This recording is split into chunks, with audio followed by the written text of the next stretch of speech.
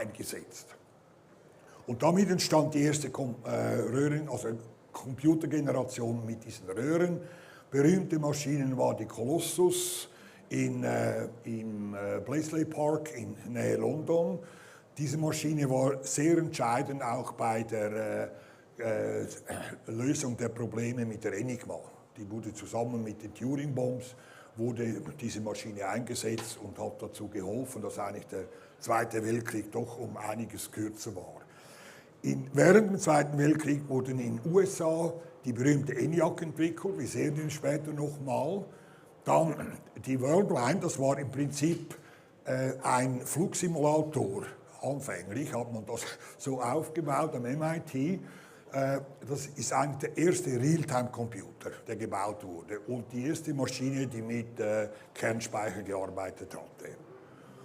Die erste Maschine, die man überhaupt kaufen konnte, alles waren nur Geräte, die an den verschiedenen Universitäten, auch in Deutschland natürlich, auch in Frankreich, in England und so weiter, wurden die entwickelt. Die erste Maschine, die ich kaufen konnte, ist die Univac 1 1951. 43 Maschinen wurden gebaut, kostete aber deutlich über 1 Million. Was interessant ist dahinter, dass die CPU verhältnismäßig groß, also ich war schon drin, da können 4 Servicetechnik bequem können die jassen. Die ist so groß. Also. Und die ersten Magnetbandstationen, nur das waren also Stahlbänder, also eine Spule hat einige Kilogramm.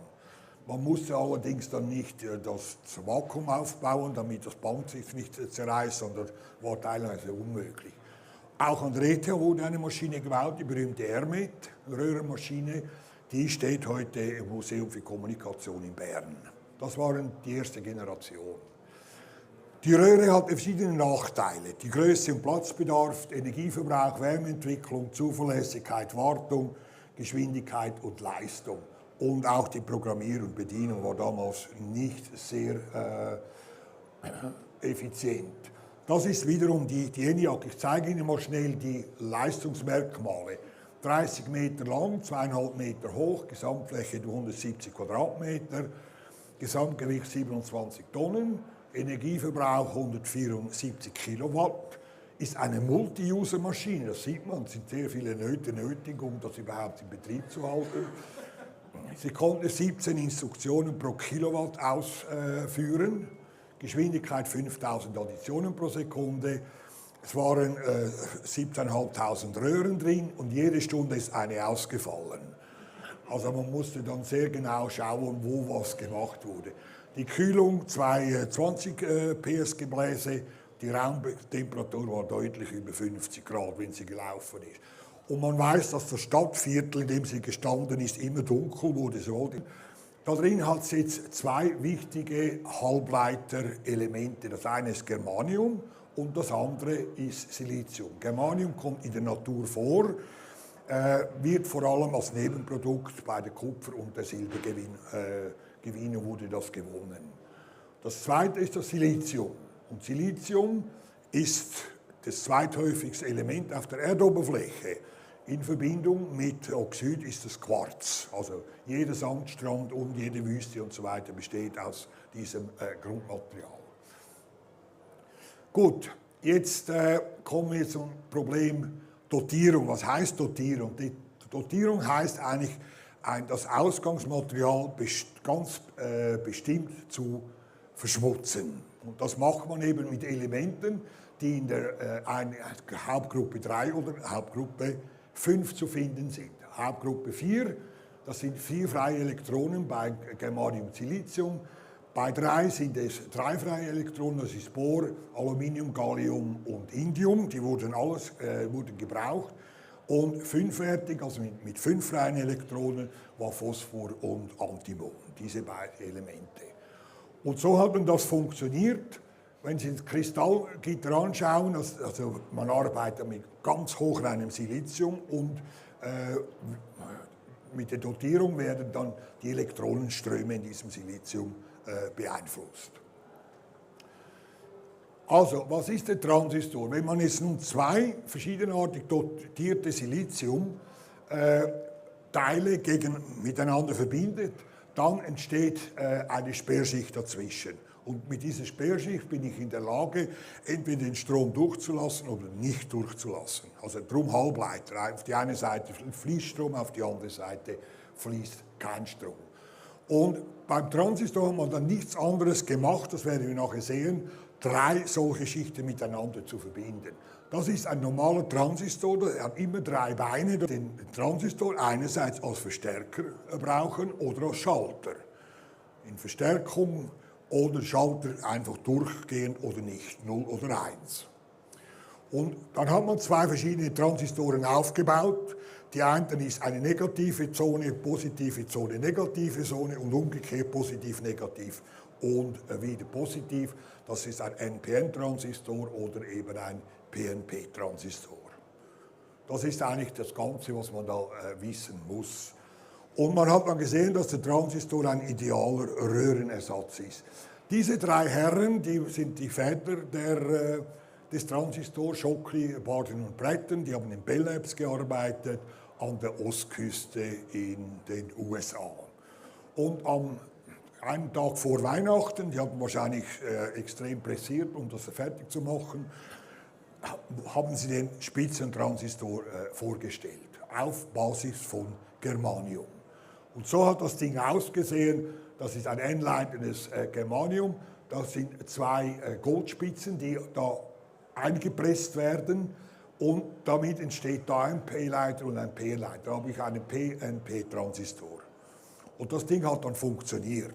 Da hat man gezeigt, dass sich das vor allem eben die Verstärkung am Anfang entscheidet und später dann eben die Möglichkeit, das als Schalter zu verwenden. Diese Spitzenkontakt-Transistoren hatten aber einige Nachteile. Große Schwierigkeiten bei der industriellen Fertigung, alles Einzelstückfertigungen waren das, ungenügende mechanische Eigenschaften und die Zuverlässigkeit war einfach nicht sehr hoch. Jetzt wurden verschiedene Ideen entwickelt. Eine Idee von Schockli, der ja auch dabei war bei der Erfindung. Schockli hat gesagt, wieso machen wir nicht ein Sandwich-Verfahren, also nicht diese komplizierte Verbindung mit solchen Kontaktspitzen, können wir nicht ein Sandwich aufbauen, in das wir unterschiedliche Halbleiterschichten aufeinander aufbauen. Das war dann eines seiner ersten Produkte. Moment, das ist völlig falsch, oder? Was habe ich jetzt so gemacht? Da. Das mache ich immer, damit die Präsentation etwas länger geht. So. Gut. Er hat ein Patent angemeldet, hat er aufgezeigt, wie das funktioniert. Das war sein Problem. Der Transistor hat dann Growth Junction Transistor geheißen. So hat er ausgesehen, so konnte man ihn auch kaufen. Die zweite Idee, die kommt von RCA und von General Electric, und zwar ein Legierungstransistor. Die haben gesagt, wir können ein Grundmaterial wie das Germanium nehmen und das mit anderen Legierungen verbinden. Einerseits Indium und andererseits Antimon. Und so hat dann das Ding ausgesehen. Ein dreidimensionales Gebilde und in dieser Schnittstelle drin, da wurde eigentlich der Transistoreffekt ausgenutzt hier. Die Basis war das ganze Ding angeschlossen und das waren die anderen Emitter und der Kollektor. Das war die Idee, die er hatte, wie man das machen kann. Jetzt war das aber eine unzufriedene Zeit bei den Bell Labs. Das Patent für den Transistor wurde angemeldet und wenn man genau schaut, ist hier Barden und Bretten ist genannt. Man hat den Schockli vergessen, wobei das kann ja passieren in einem Dreierteam, dass man bei der Patentanmeldung einen vergisst. Also Sie können sich vorstellen, der Schockli war da nicht ganz zufrieden. Das war dann das Patent, wie es angemeldet wurde für den Spitzenkontakt-Transistor. Die 3 haben dann doch den Nobelpreis bekommen für Physik im 1956. Und das gilt als ganz berühmte Leute, das ist ein Beispiel, 25 Jahre Transistor. Die Amerikaner sind in der Lage, jedes Ding irgendwie zu feiern, oder? Also, sind da sehr, sehr flexibel. Aber Schockli hatte die Nase voll. Das ist er ist in London geboren, ein Engländer, und gut, ein Engländer und Amerikaner sind 2 verschiedene Dinge, und ist dann in den USA gestorben. Also er hatte Patentstreitereien, Kompetenzgerangel, Technologieanfechtungen. Barden wurde überall propagiert, auf Briefmarken, immer auf der ganzen Welt, als Erfinder des Transistors. Also Schockli hat die Nase voll, was hat er gemacht? Ihr könnt mir, und ist von der Ostküste an die Westküste gereist. Und da hat er eine Firma aufgebaut, die Schockli Semiconductor Laboratory, das ist die Geburtsstätte des Silicon Valley.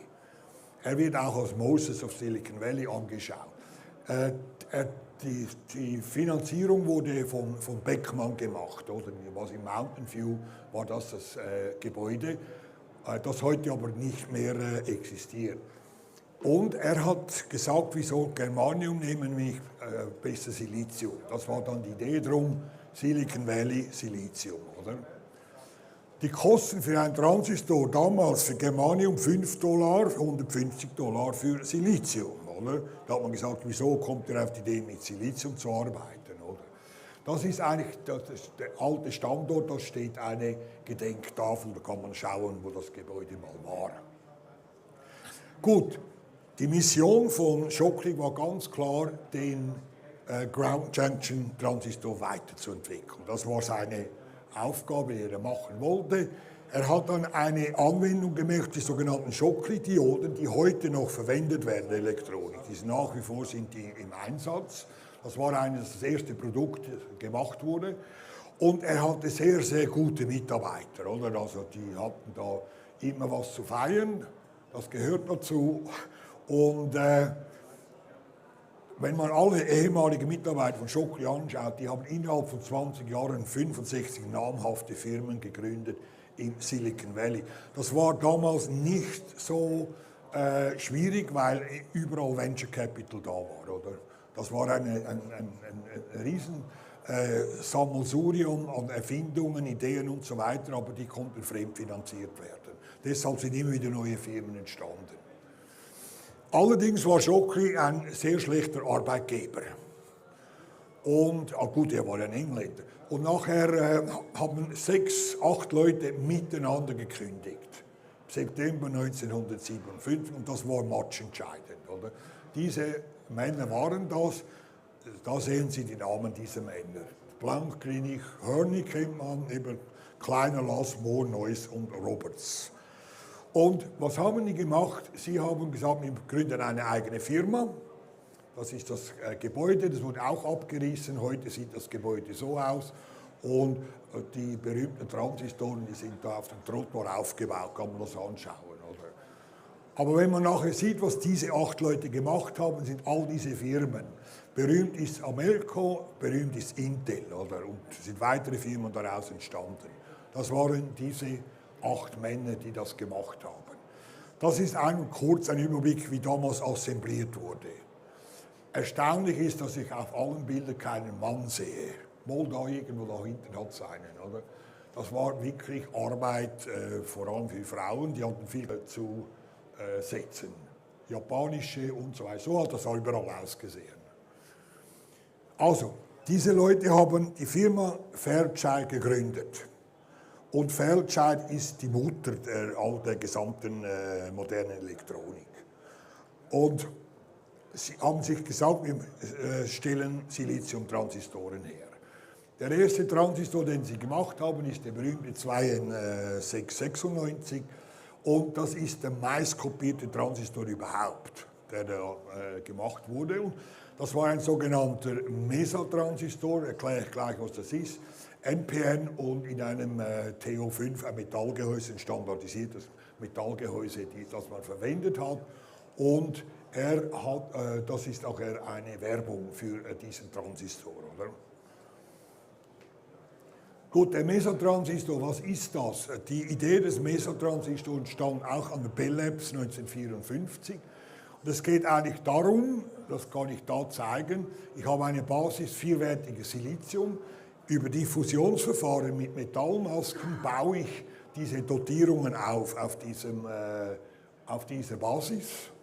Und dann mache ich eine chemische Ätzung der Umgebung. Wird abgeätzt und deshalb entsteht ein Tafelberg. Und Tafelberg Mesa, das ist das spanische Ding, die Übersetzung heißt der Mesa-Transistor. Und das war eigentlich die Werbung auch dafür. Also hier oben, ja, man sieht eben den Tafelberg nicht richtig, der ist im Prinzip nur das kleine Ding da. Aber eben diese Ideen haben dazu geführt, dass man eben Transistoren wirklich einsetzen konnte. Man sieht das jetzt eine Vergrößerung und auch wieder mit einem P-Typ, Legitimierung, N und so weiter. Das wurde das Ganze so zusammengesetzt. Vorteile waren präzise Kontrolle bei der Herstellung, verbesserte Leistung, höhere Grenzfrequenzen, hatte auch Nachteile. Nachteile, Leckströme, also Leckströme, die da vor allem in diesem Bereich aufgetreten sind. Das zweite war die Umwelteinflüsse, weil die Kontakte hier, die sind natürlich völlig offen. Also Umwelteinflüsse konnten zu Zuverlässigkeitsproblemen führen. Das Ganze wurde mit Ätzprozessen gemacht und Ätzen ist schwierig, das genau zu kontrollieren, je nachdem, zu wenig lang, zu lang, hohe Temperatur oder auch der Ätzstoff, die Konzentration und so weiter, das hat einfach zu Problemen geführt. Oder? Und dann kam eben die Idee von Hörni kam dazu. Hörni war geboren in Genf, ist ein Schweizer, ist in Seattle gestorben, sehr jung eigentlich. Er hatte einen Blutkrebs leider. Hat an der Uni Genf den Bachelor in Mathematik gemacht, dann den Doktor in Physik in Genf, dann in Cambridge nochmals den Doktor Physik und dann ging er nach Kalifornien im Institute of Technology und da hat er Schockli getroffen. Und Schockli hat ihn dann angeworben, eben bei ihm zu arbeiten. Und er hat verschiedene Patente gemacht. Das sind 3 verschiedene Patente von ihm. Die lauten alle auf seinen Namen, aber sind nicht seine Patente. Weil wenn man in einer Firma Patente entwickelt, dann gehören die Patente der Firma. Leider. Das ist immer so. Er hat verschiedene Auszeichnungen, sehr bekannte Auszeichnungen bekommen. Also man hat irgendwann gemerkt, dass er doch einiges beigetragen hat. Wie hat dieses Herstellungsverfahren ausgesehen? Er hat eigentlich seine Idee war, Quarz als Isolator einzusetzen, um eben diese verschiedenen Zonen gegeneinander abzuisolieren. Er hat das aufgezeichnet in seinen Unterlagen. Das Notizbuch befindet sich im Museum, im Mountain View, kann man das anschauen.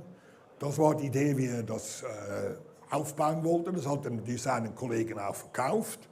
Und dann hat man ein Patent dafür gemacht, das ist eben das Patent, um das es wirklich geht. Er hat genau aufgezeigt, wie es aussieht und das war dann sein erstes Produkt. Ich habe ein Buch da, in diesem Buch, das ist ein Buch von Feldscheid. Hier sind alle diese, das auch im Raum kann man sich das anschauen, da drin sind all diese Schaltungen, die Feldscheid gemacht sind, alles grundlegende Schaltungen, die zuerst entwickelt wurden, die sind alle da drin. Das ist unheimlich schön, das anzuschauen, wie das gemacht wurde. So hat das dann die Produktion ausgesehen mit den Anschlüssen. Und auch hier war es möglich, NPN oder PNP zu machen, oder das, einfach wie man das Ganze dotiert hat. Und jetzt versuche ich, dann haben Sie den ersten Planartransistor haben Sie dann vorgestellt, das ist der erste kommerzielle Planartransistor und eine euphorische Aufnahme der Industrie war da. Man hat gesehen, dass das etwas bringt, hat viel bessere elektrische Eigenschaften gehabt als alle anderen Transistoren zuvor, sehr hohe Zuverlässigkeit und so, wenn man das Gehäuse aufmacht, sieht das inwendig so aus. Also, aktiv ist ja nur diese Stelle hier. Der Basisanschluss ist das ganze Gehäuse und dann Emitter und Kollektor. Diese 3 verschiedenen Beine, die dann daraus resultieren. Wenn man die durchschnittlichen Transistorkassen 1960 angeschaut hat, Germanium war 1,96, Silizium war noch bei $14,53 $. Aber man hat dann die Produktion in den Griff bekommen und dann ist die Kurve ganz steil nach unten gegangen. Also die Kosten für die Transistoren wurden extrem klein. Und das ist jetzt der Vergleich zwischen einem Mesa Transistor und einen Planartransistor. Das sind eigentlich diese Isolatorenschichten, die dazwischen sind. Und das ist das Verfahren, wie das heute noch gemacht wird, oder? Und ich kann Ihnen das zeigen. Das ist ein fotolithografischer Prozess, wie das gemacht wird. Also man nimmt zuerst ein Siliziumsubstrat, das sind diese berühmten Wafers, P oder N vordotiert. Angefangen hat man auf diesen, das sind 1 Zoll Wafer. Das werden Sie nie mehr sehen, weil die gibt es nicht mehr. Philips holt das dann wieder bei mir. Das war die erste Stufe, wie man das gemacht hat. Dann hat man eine Oxidschicht aufgebaut. Auf die Oxidschicht wurde Fotolog aufgetragen. Und deshalb, wenn Sie Bilder aus der Produktion sehen, sehen Sie diese Gelbräume.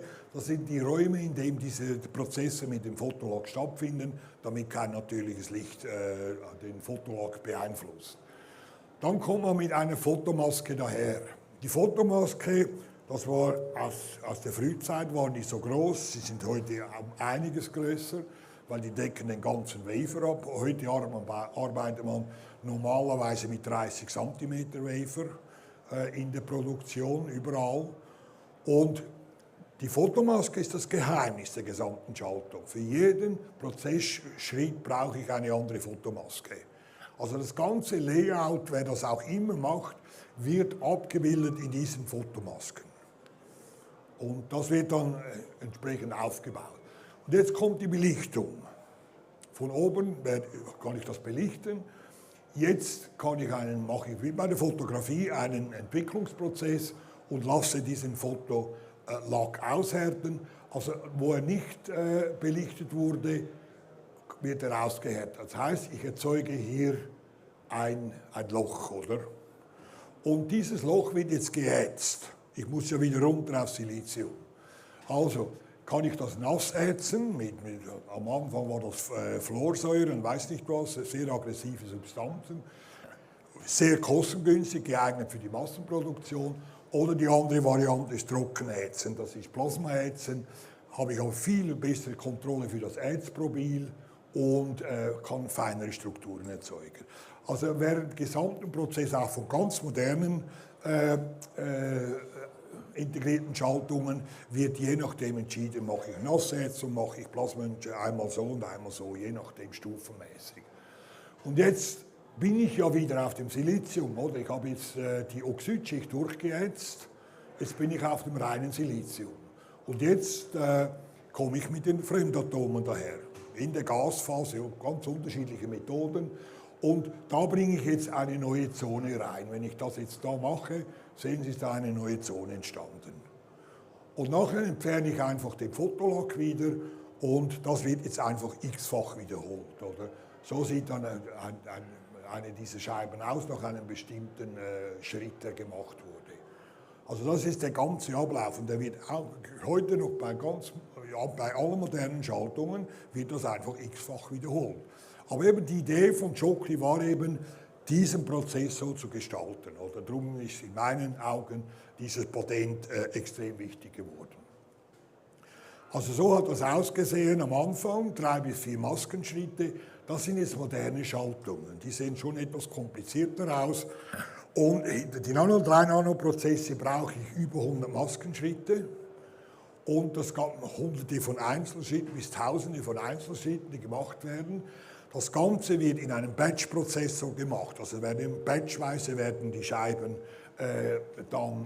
laufen durch den Produktionsprozess durch. Wenn da etwas schief läuft, kann man den Batch wegwerfen, oder? Und der Rest ist dann auch in Ordnung. Die Wafer-Durchlaufzeiten heute von Wochen bis Monate. Also es geht sehr lange, bis eine moderne Schaltung wirklich existiert. Was hat Hörni weitergemacht? Ich habe nie eine neue Firma gegründet. Er hat dann die Amelco gegründet im 61. Finanziert wurde sie durch eine andere Firma. Und die haben Halbleiter gemacht für Weltraumanwendungen. Das war natürlich die Zeit von Apollo und so weiter. Und er hat auch den Junction-Feldeffekt-Transistor entwickelt. war nicht seine Grundidee, aber er konnte es erstmal herstellen. Oder? Und damit haben wir dann hybride Operationsverstärker gebaut, also Verstärker mit analogen und digitalen Komponenten. Und der berühmte Baustein von Amelco, der läuft momentan immer noch auf dem Mond. Der wurde mit Apollo 12 nach oben gebracht und irgendein Signal sendet er anscheinend immer noch aus. Dann war er Mitbegründer von Union Carbide Elektronik 64 und 67 Intersil. Zusammen Julius Blank, das war auch einer der 8 Leute bei Fairchild, hat das gemacht. Und die Idee von Hörni war, CMOS-Technologie so aufzubauen, damit sie möglichst wenig Strom braucht. Oder? Das war eigentlich der Grund, wieso man die Digitaluhren überhaupt bauen konnte. Intersil selber wurde dann übernommen von General Electric und General Electric wieder von Harris Semiconductors, Firmen, die heute noch existieren. Intersil hatte eine Tochtergesellschaft in München, die Eurosil. Die wurde teilweise über die Schweizer Uhrenindustrie finanziert. Wenn man die Geschichte von Hayek und so anschaut, ist alles miteinander verknüpft. Oder? Und Hörni versuchte dann der Schweizer Uhrenindustrie diese CMOS anzudrehen. Oder? Und die Uhrenindustrie, die haben gesagt, nein, wir machen Luxusuhren, mechanische Uhren, ja nichts Elektronisches. Dann ist halt der Hörni zu den Japanern gegangen, zu Seiko Osha, und der hat dann das Ganze, die Seiko Digitaluhren gebaut. Oder? Und das war ja dann ein gravierendes Ereignis für die Schweizer Uhrenindustrie. Oder? Plötzlich kamen die Digitaluhren von Japan. Oder?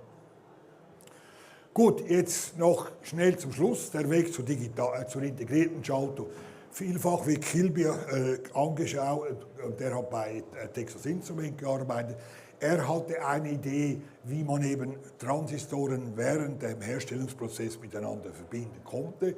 Das Ganze hat er auf Germanium aufgebaut, also war ein Drahttransistoren. Und ich habe dieses Bauteil auch mal in den Händen gehabt, aber man kann sich da nicht eine integrierte Schaltung im heutigen Sinn vorstellen. Aber den Nobelpreis für Physik 2000 hat er bekommen und auch entsprechend das Patent angemeldet.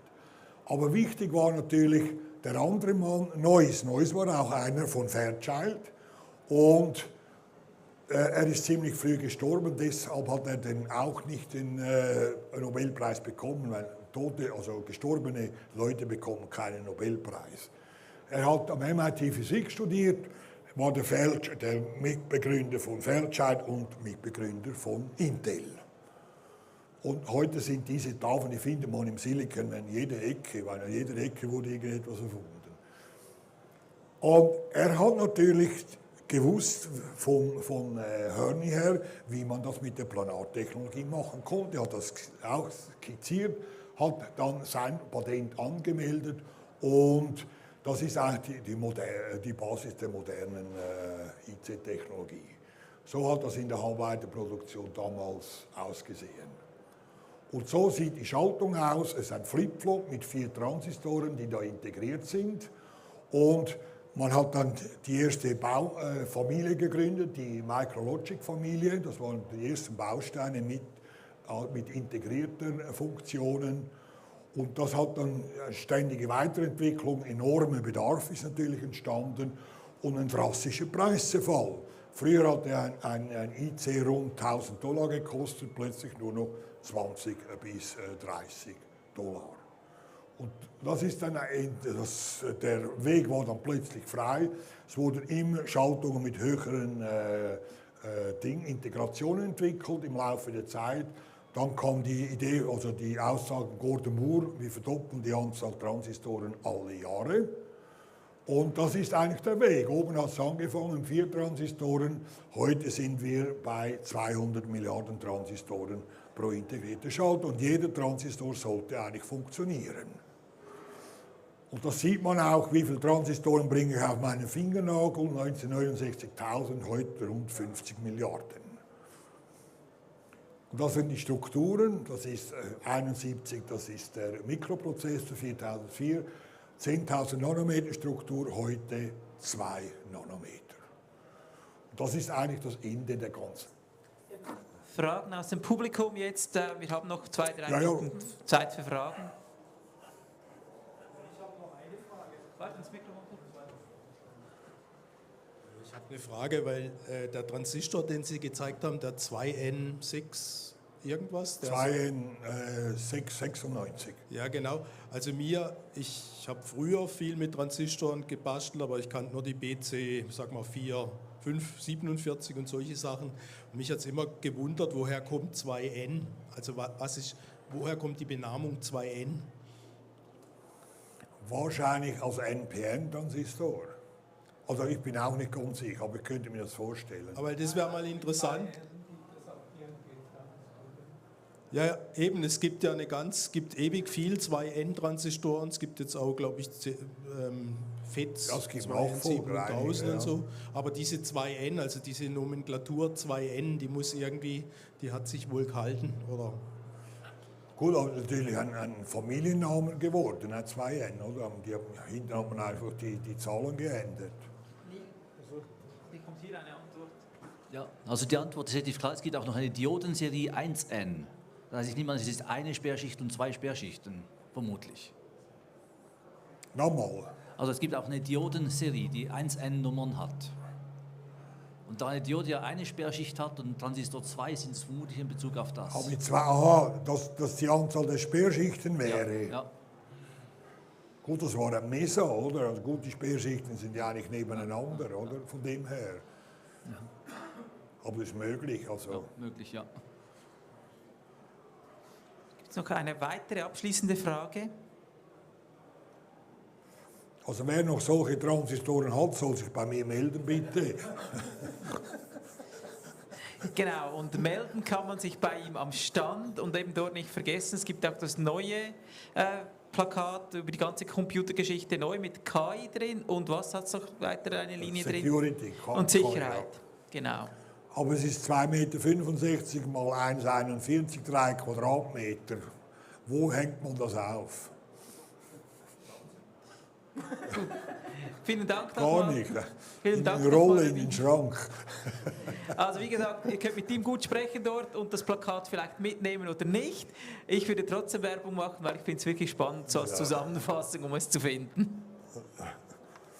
Okay, also. Sind die gerade durchmögen?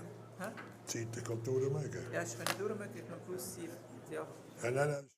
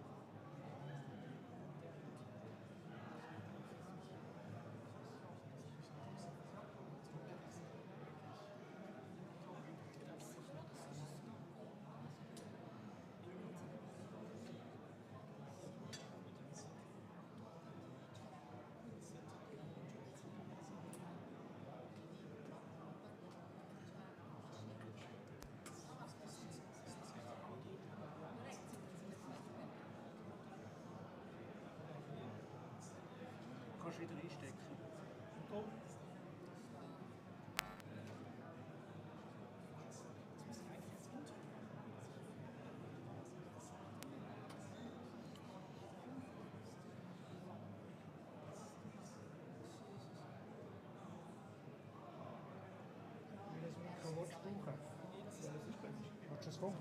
Ist egal, was für dich besser ist.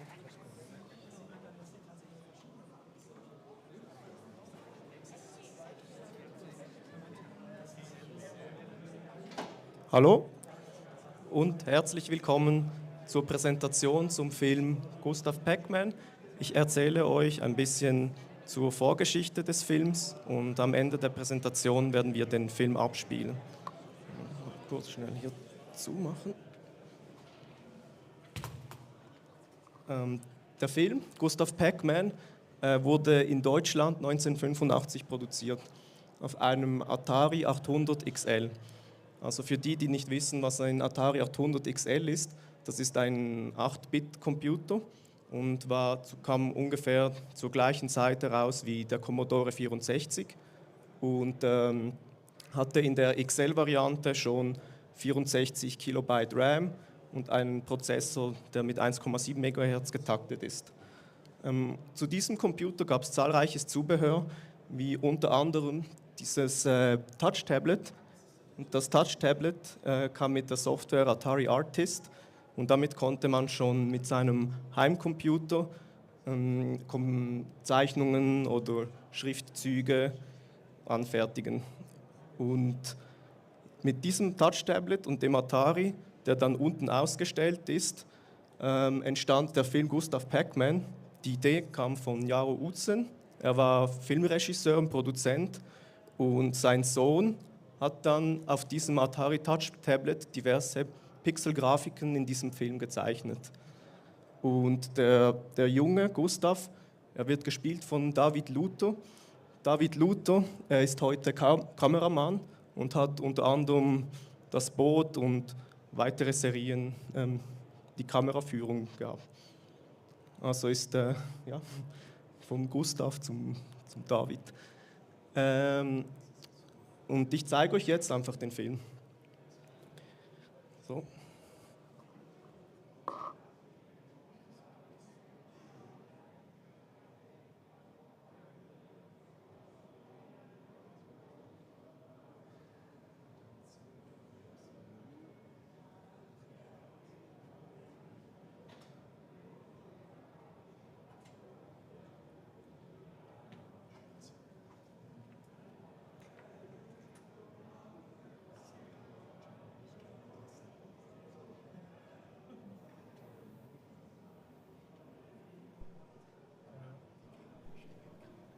Schickst du über den Kopfhörer raus?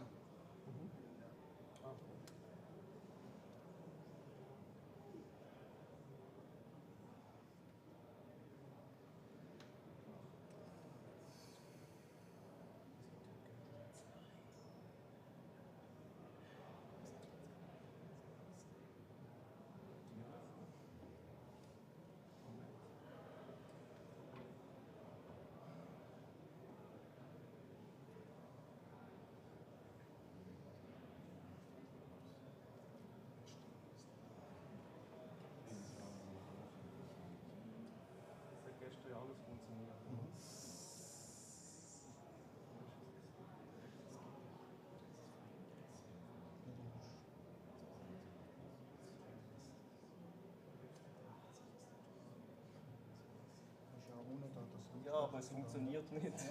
Das ist das Problem. Es hat gestern funktioniert. Jetzt soll es noch relativ schnell den Prozess abschließen. Ich weiß jetzt aber noch nicht, was es ist.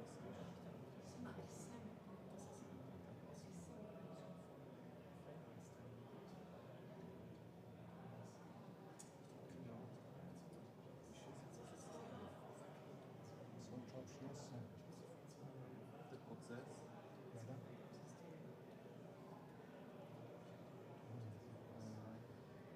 Der Taskbar da unten.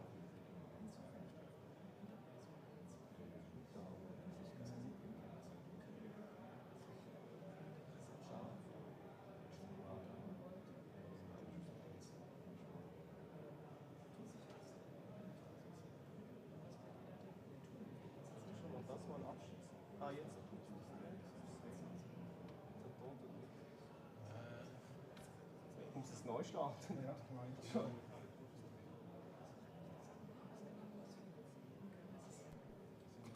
Tut mir leid, da hat uns die Technik wieder im Stich gelassen. Ich habe das gestern getestet und es hat funktioniert.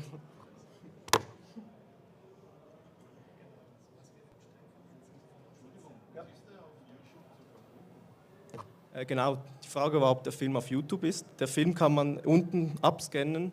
Wir schalten ihn wahrscheinlich nach dem VCF auch auf YouTube für die Öffentlichkeit frei. Aber man kann, unten ist der QR-Code, den kann man auf YouTube anschauen. Ja.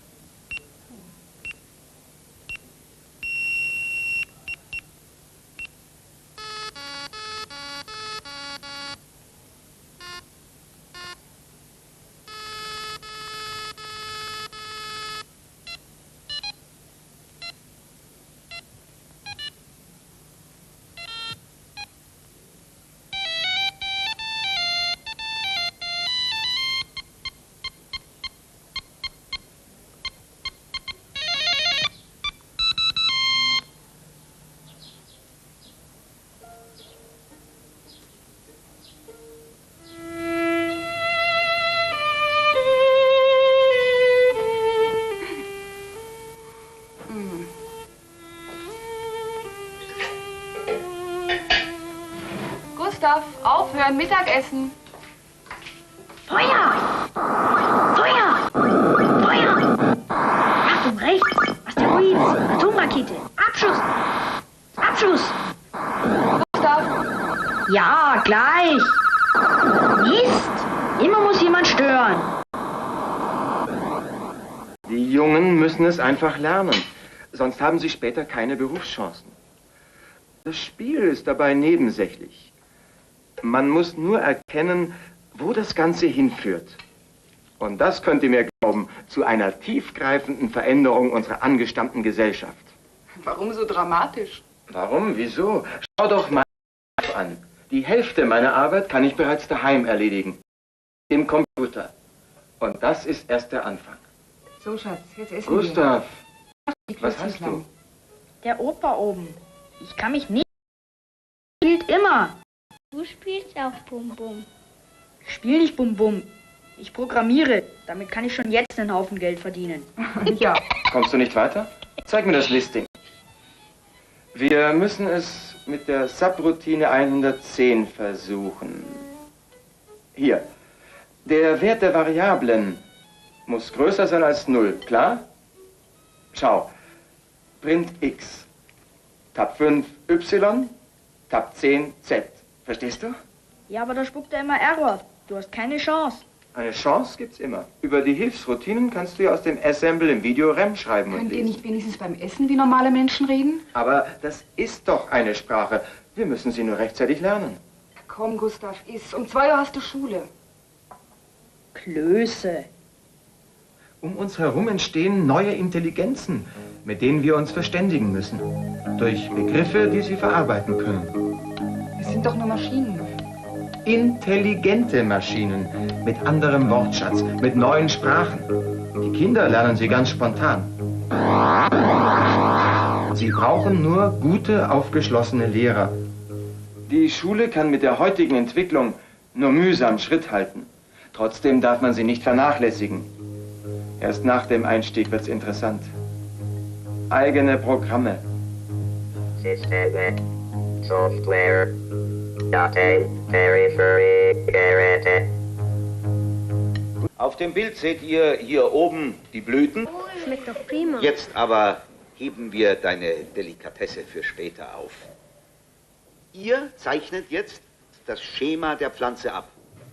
Mit den Knollen.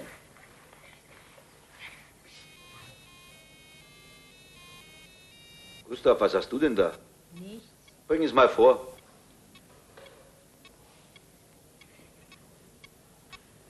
Wozu soll das gut sein?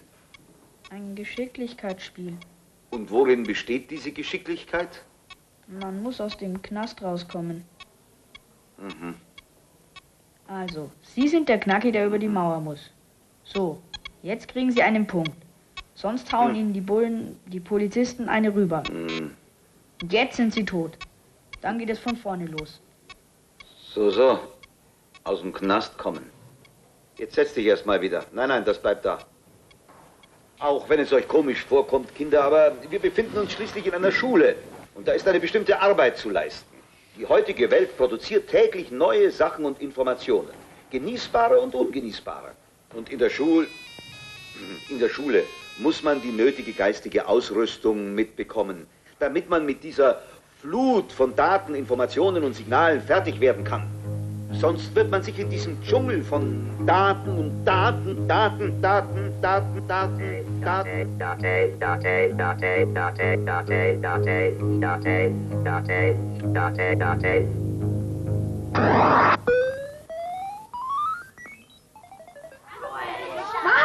der ist echt weg.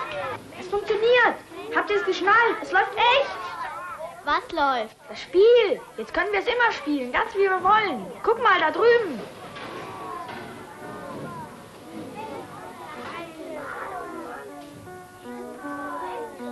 Los, wir gehen da rein. Wollt ihr?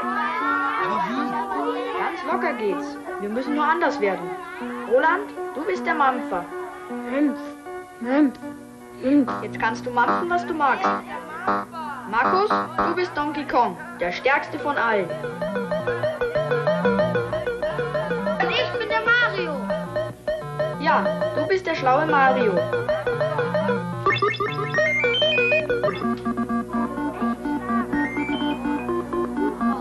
was sind wir? Ihr seid die 4 Gespenster aus dem Pacman-Labyrinth. Inky, Pinky, Blinky und Sue. Und du, Gustav, was bist du? Ich bin der Pacman.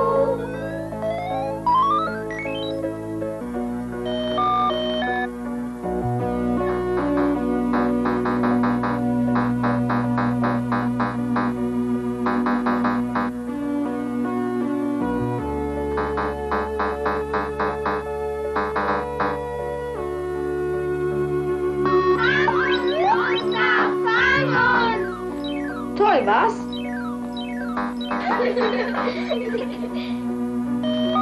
jetzt bist du dran. Quatsch, ich weiß was Besseres. Cosmic Avenger. Eugen, tu's nicht. Doch, und das ist mein Raumgleiter.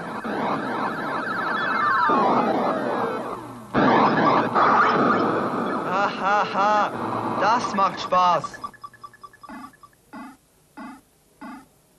Was wollen die hier? Die gehören nicht in mein Spiel. Aufhören! Ich will nach Hause, Gustav!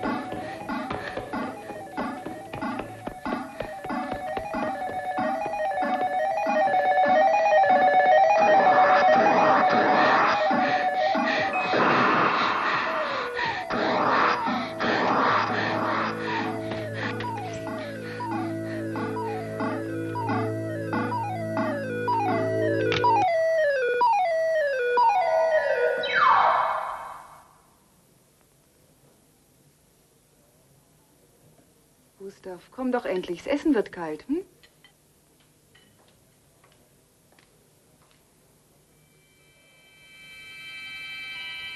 Ich habe den Besuch fürs Wochenende abgesagt. Im Haus müssen wir Jessicas Zimmer umstellen. Sie schläft am Samstag bei der Nachbarin.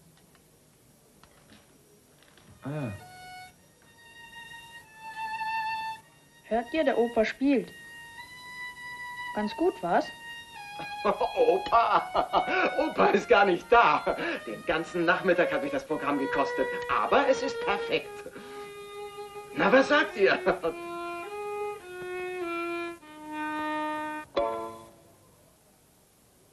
Ready.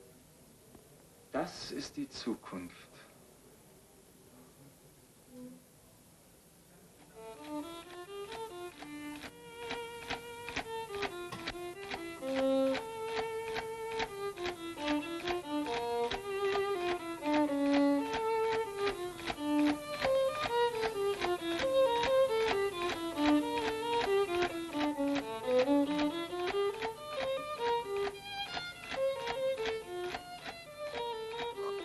Ja, super. Danke für eure Aufmerksamkeit.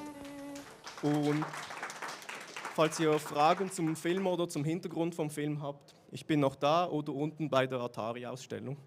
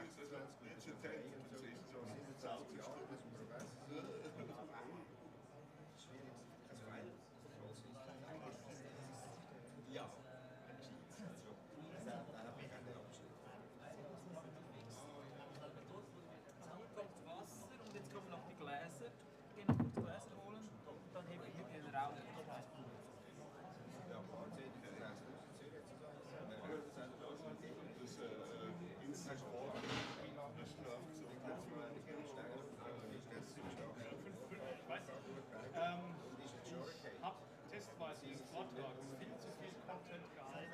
Bei meinen Studierenden am Freitag, wir haben 100 Stunden. Deswegen schaue ich, dass ich nur kurz halte. Ich hoffe, dass das mal nicht so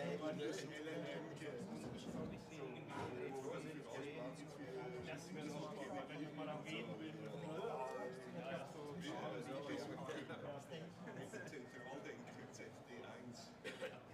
aber da steht bei der René drauf, das sind auch noch hier gesehen, die zwei.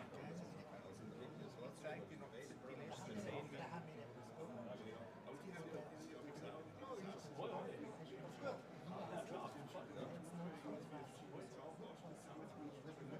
alles klar. Super, dass es klappt. Wart ihr schon unten beim Stand von Simon?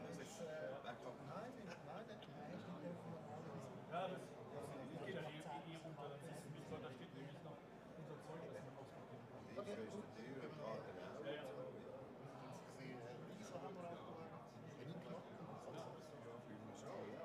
Ja, ist eine geile Geschichte. Ist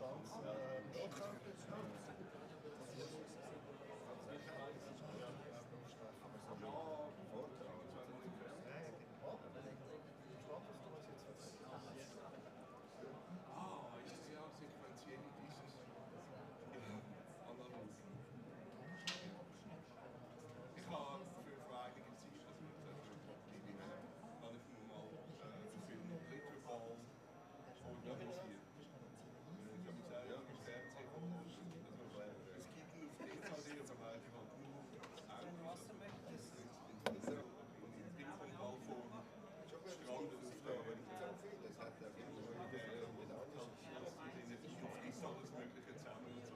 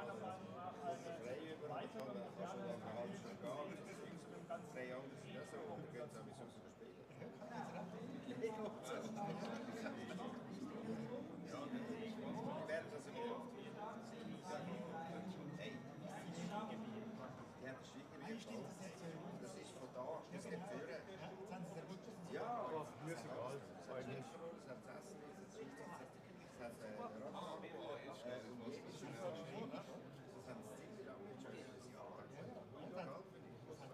British School, Film. Aber auch wenn er sagt, man muss rechnen, dann ist es beschissen. Und jeder sagt, der hat aber rausgefunden, und auch die Kinder, die an der Kasse haben irgendetwas Geiles,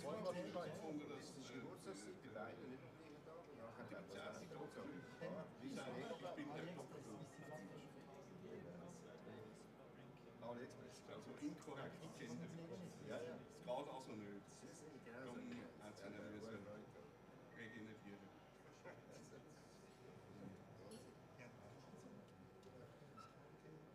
Das ist gut, es geht nicht.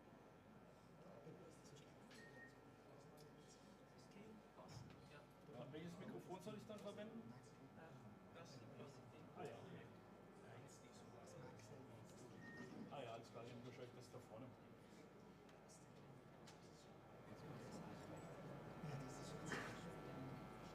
So schlimm. Das ist viel Scheiße. Ja, das ist schon mehr. Also nicht in den Text, sondern das Set. Ja, also die Jungs, das ist jetzt die USB, die soll versetzen. Die sind nicht so ein bisschen Kabel. Wie sie mit Wochen. Das ist so toll, oder? Super. Ja.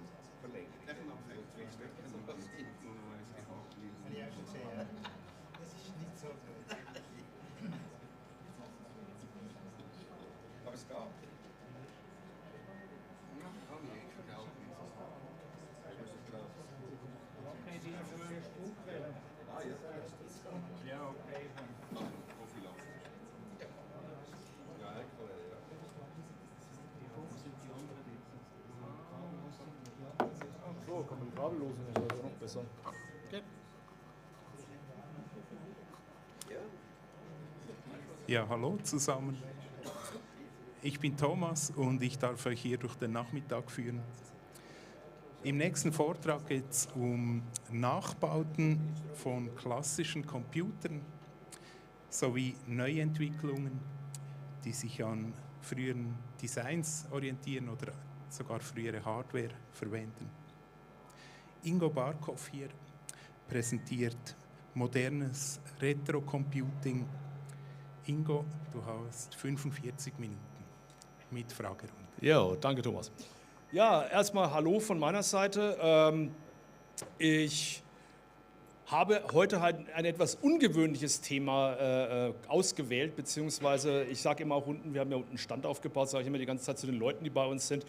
Wir sind eigentlich komplett die Antithese zu dem, um was es bei dem Festival gibt. Und wir haben eigentlich auch damit gerechnet, weil im Internet ist es teilweise so, dass es zu einigen Kontroversen kommen wird, weil hier sind sehr, sehr viele coole alte Rechner, die gepflegt werden, die restauriert werden, wo Leute eine wahnsinnige Zeit reinstecken, um die ganzen Sachen gangbar zu halten. Und bei uns, wir haben einen Stand, da sind die Rechner jünger als 2 Jahre auf einem Retro-Festival. Das ist doch schon ziemlich seltsam, was wir da betreiben. Aber es hat einen Sinn, und zwar die ganze Geschichte. Modern Retro Computing ist im Prinzip, wie Thomas das gerade eben schon richtig erwähnt hat, die Geschichte, ich baue quasi mit moderner Technologie alte Hardware nach oder alte Software nach oder alte Systeme nach, weil der Bedarf einfach dementsprechend da ist. Um mich kurz vorzustellen, weil ich bin heute das erste Mal auf dem Festival, ich war hier noch nie, obwohl ich eigentlich immer auf eine VCF wollte, eigentlich so eine wie Midwest oder East, also ich wollte mal in die USA fahren, aber von Chur aus nach Zürich zu fahren ist ja auch ganz schön. Und am Anfang wollte ich mich halt kurz vorstellen, damit ihr halt so ein bisschen wisst, aus welcher Ecke ich komme, weil es hat auch teilweise Auswirkungen dafür. Also, ich bin Professor für Datenmanagement an einer Fachhochschule, an der Fachhochschule Graubünden, leite dort das Institut für Informationswissenschaft. Das bedeutet, wir kommen so aus dem bibliothekarischen, informationswissenschaftlichen Bereich. Das heißt, wir restaurieren alte Schriften, wir digitalisieren alte Urkunden, wir stellen alte Fotografien wieder her aus dem 19. Jahrhundert. Das ist unser Kernbereich, aus dem wir mal kommen. Und inzwischen ist es halt einfach so, seit den 1970ern entstehen die meisten Daten ja als Born-Digital-Daten. Das heißt, sie existieren einfach als digitale Daten, die nie ausgedruckt werden. Das heißt, sie finden sich nur auf Datenträgern.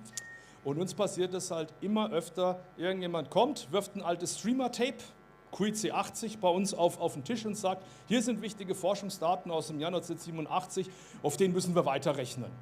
Und dann kann im Prinzip niemand die auslesen und deswegen haben wir dementsprechend uns das inzwischen auch angeeignet. Und ich leite dort das Retro-Labor, das heißt tatsächlich so, wo wir diese ganzen Sachen haben. Und ich bin der Laborleiter der Campusbrauerei. Ich sage immer, Retro, nettes Hobby, Brauen, nettes Hobby, ich sage immer Augen auf bei der Berufswahl. Und um mir ein bisschen Credibility zu geben, das ist meine Rechnerhistorie. Ich habe mit dem Atari 600 XL 1984 angefangen und habe mich dann so die Commodore 8-Bit-Schiene und danach die Amiga-Schiene hochgearbeitet, bis ich dann irgendwann 1995 dann doch auf den PC umsteigen musste nach der Pleite von Commodore 1994. Mein erstes Semester im Studium habe ich noch auf einem Amiga 1200 gemacht, dann meine Arbeiten geschrieben. Damit ihr seht, wie das Ganze bei uns aussieht, also wir haben tatsächlich bei uns am Institut 150 historische Rechner, ja, und wir machen genau das, was ihr macht. Wir machen Best-of, wir nehmen 3 64er und bauen daraus einen gescheiten zusammen. Oder wir machen das, was der 8-Bit-Guy oder Adrian Black oder Perry Fractic, diese ganzen Leute im YouTube so machen. Wir tun Rechner schön löten, wir tun sie retro-brighten. Das heißt also, wir tun regelmäßig alte Rechner und auch alte Peripherie und ähnliche Sachen wieder herstellen. Aber ich kann euch eins sagen, aber ich glaube, das brauche ich den meisten Leuten hier im Raum nicht zu sagen, es ist ein Scheißaufwand. Und was die meisten Sachen immer, man denkt dann immer schön, wenn Adrian Black einen Rechner repariert hat. Super, der läuft jetzt die nächsten 10 Jahre. Nee, der läuft wieder ein halbes Jahr und dann darf man das Ding wieder zusammenflicken. Das ist die Wahrheit. Und deswegen kommen wir teilweise auch gar nicht drum rum, uns über solche Themen wie Nachbauten zu unterhalten, weil das wird auf Dauer nicht funktionieren. Wenn man, es ist ja, also man hat mir gesagt, dass Leute da sind, die praktisch unterschiedliche, vom Vollprofi bis zum Einsteiger hier auf dem Ding sind. Deswegen habe ich erstmal praktisch gesagt, solche Sachen wie Grundlagen.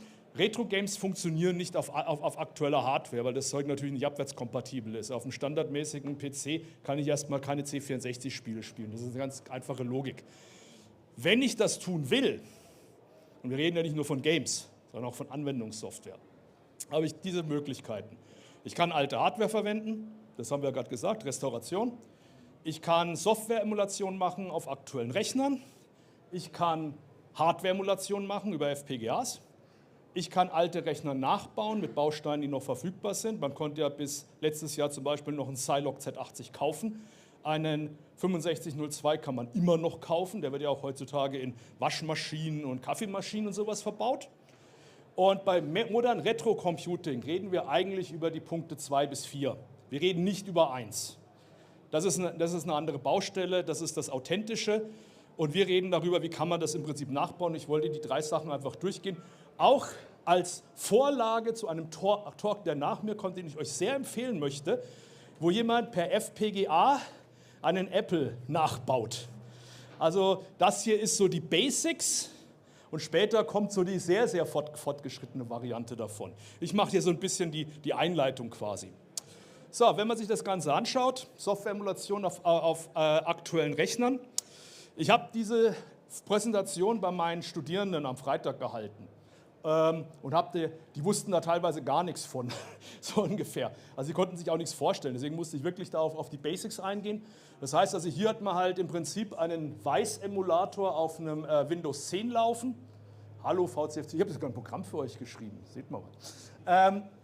Aber es hat halt im Prinzip verschiedene Problematiken. Ich kann mit solchen Software-Emulatoren, wo im Prinzip die reine Software nachgebildet wird, habe ich eine hohe Funktionalität und meistens sehr, sehr geringe Kosten. Weil der Emulator ist gerne auch mal Open Source. Ich brauche ein paar ROMs, die ich mir besorgen muss. Ist meistens halt kein großer Aufwand. Das Problem ist aber, auf dem Rechner, den es jetzt läuft, 95% CPU bei dementsprechend einem Quad-Core-Laptop, das ist genau dieses Laptop, der Screenshot ist von dem Laptop dort, braucht natürlich dementsprechend Hardware-Ressourcen. Und das größte Problem, das ist eigentlich egal, wir haben eigentlich heute auf den Dingern genug Leistung. Das Problem ist halt einfach, die Software-Emulatoren sind nicht zyklusakkurat. Das merkt man meistens gerade, wenn man spielt, das Zeug hat einen Lag. Ich drücke nach rechts, das Ding zuckt kurz, bevor euer Player losläuft. Und das ist für die meisten Gamer etwas suboptimal. Also eigentlich diese Software-Emulatoren, weil die ganze Hardware halt von der alten Kiste in Software nachgebildet wird, braucht es natürlich dementsprechende Zeit, bis halt das durch die Emulation durchgelaufen wird. Und das zweite Problem, gerade speziell für uns, weil wir setzen ja die Kisten dafür aus, alte Medien auszulesen. Ich kann an einen Weiß C64 Emulator keine 1541 anschließen. Geht nicht. Das ist ja, ich habe nur die neuen Schnittstellen. Die Hardware wird ja nicht emuliert.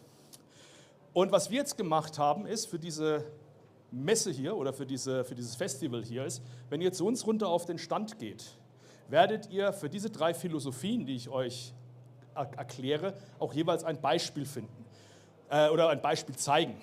Und das Beispiel, was ihr bei uns unten am Stand findet, für das hier ist, wir haben einen The Spectrum da unten.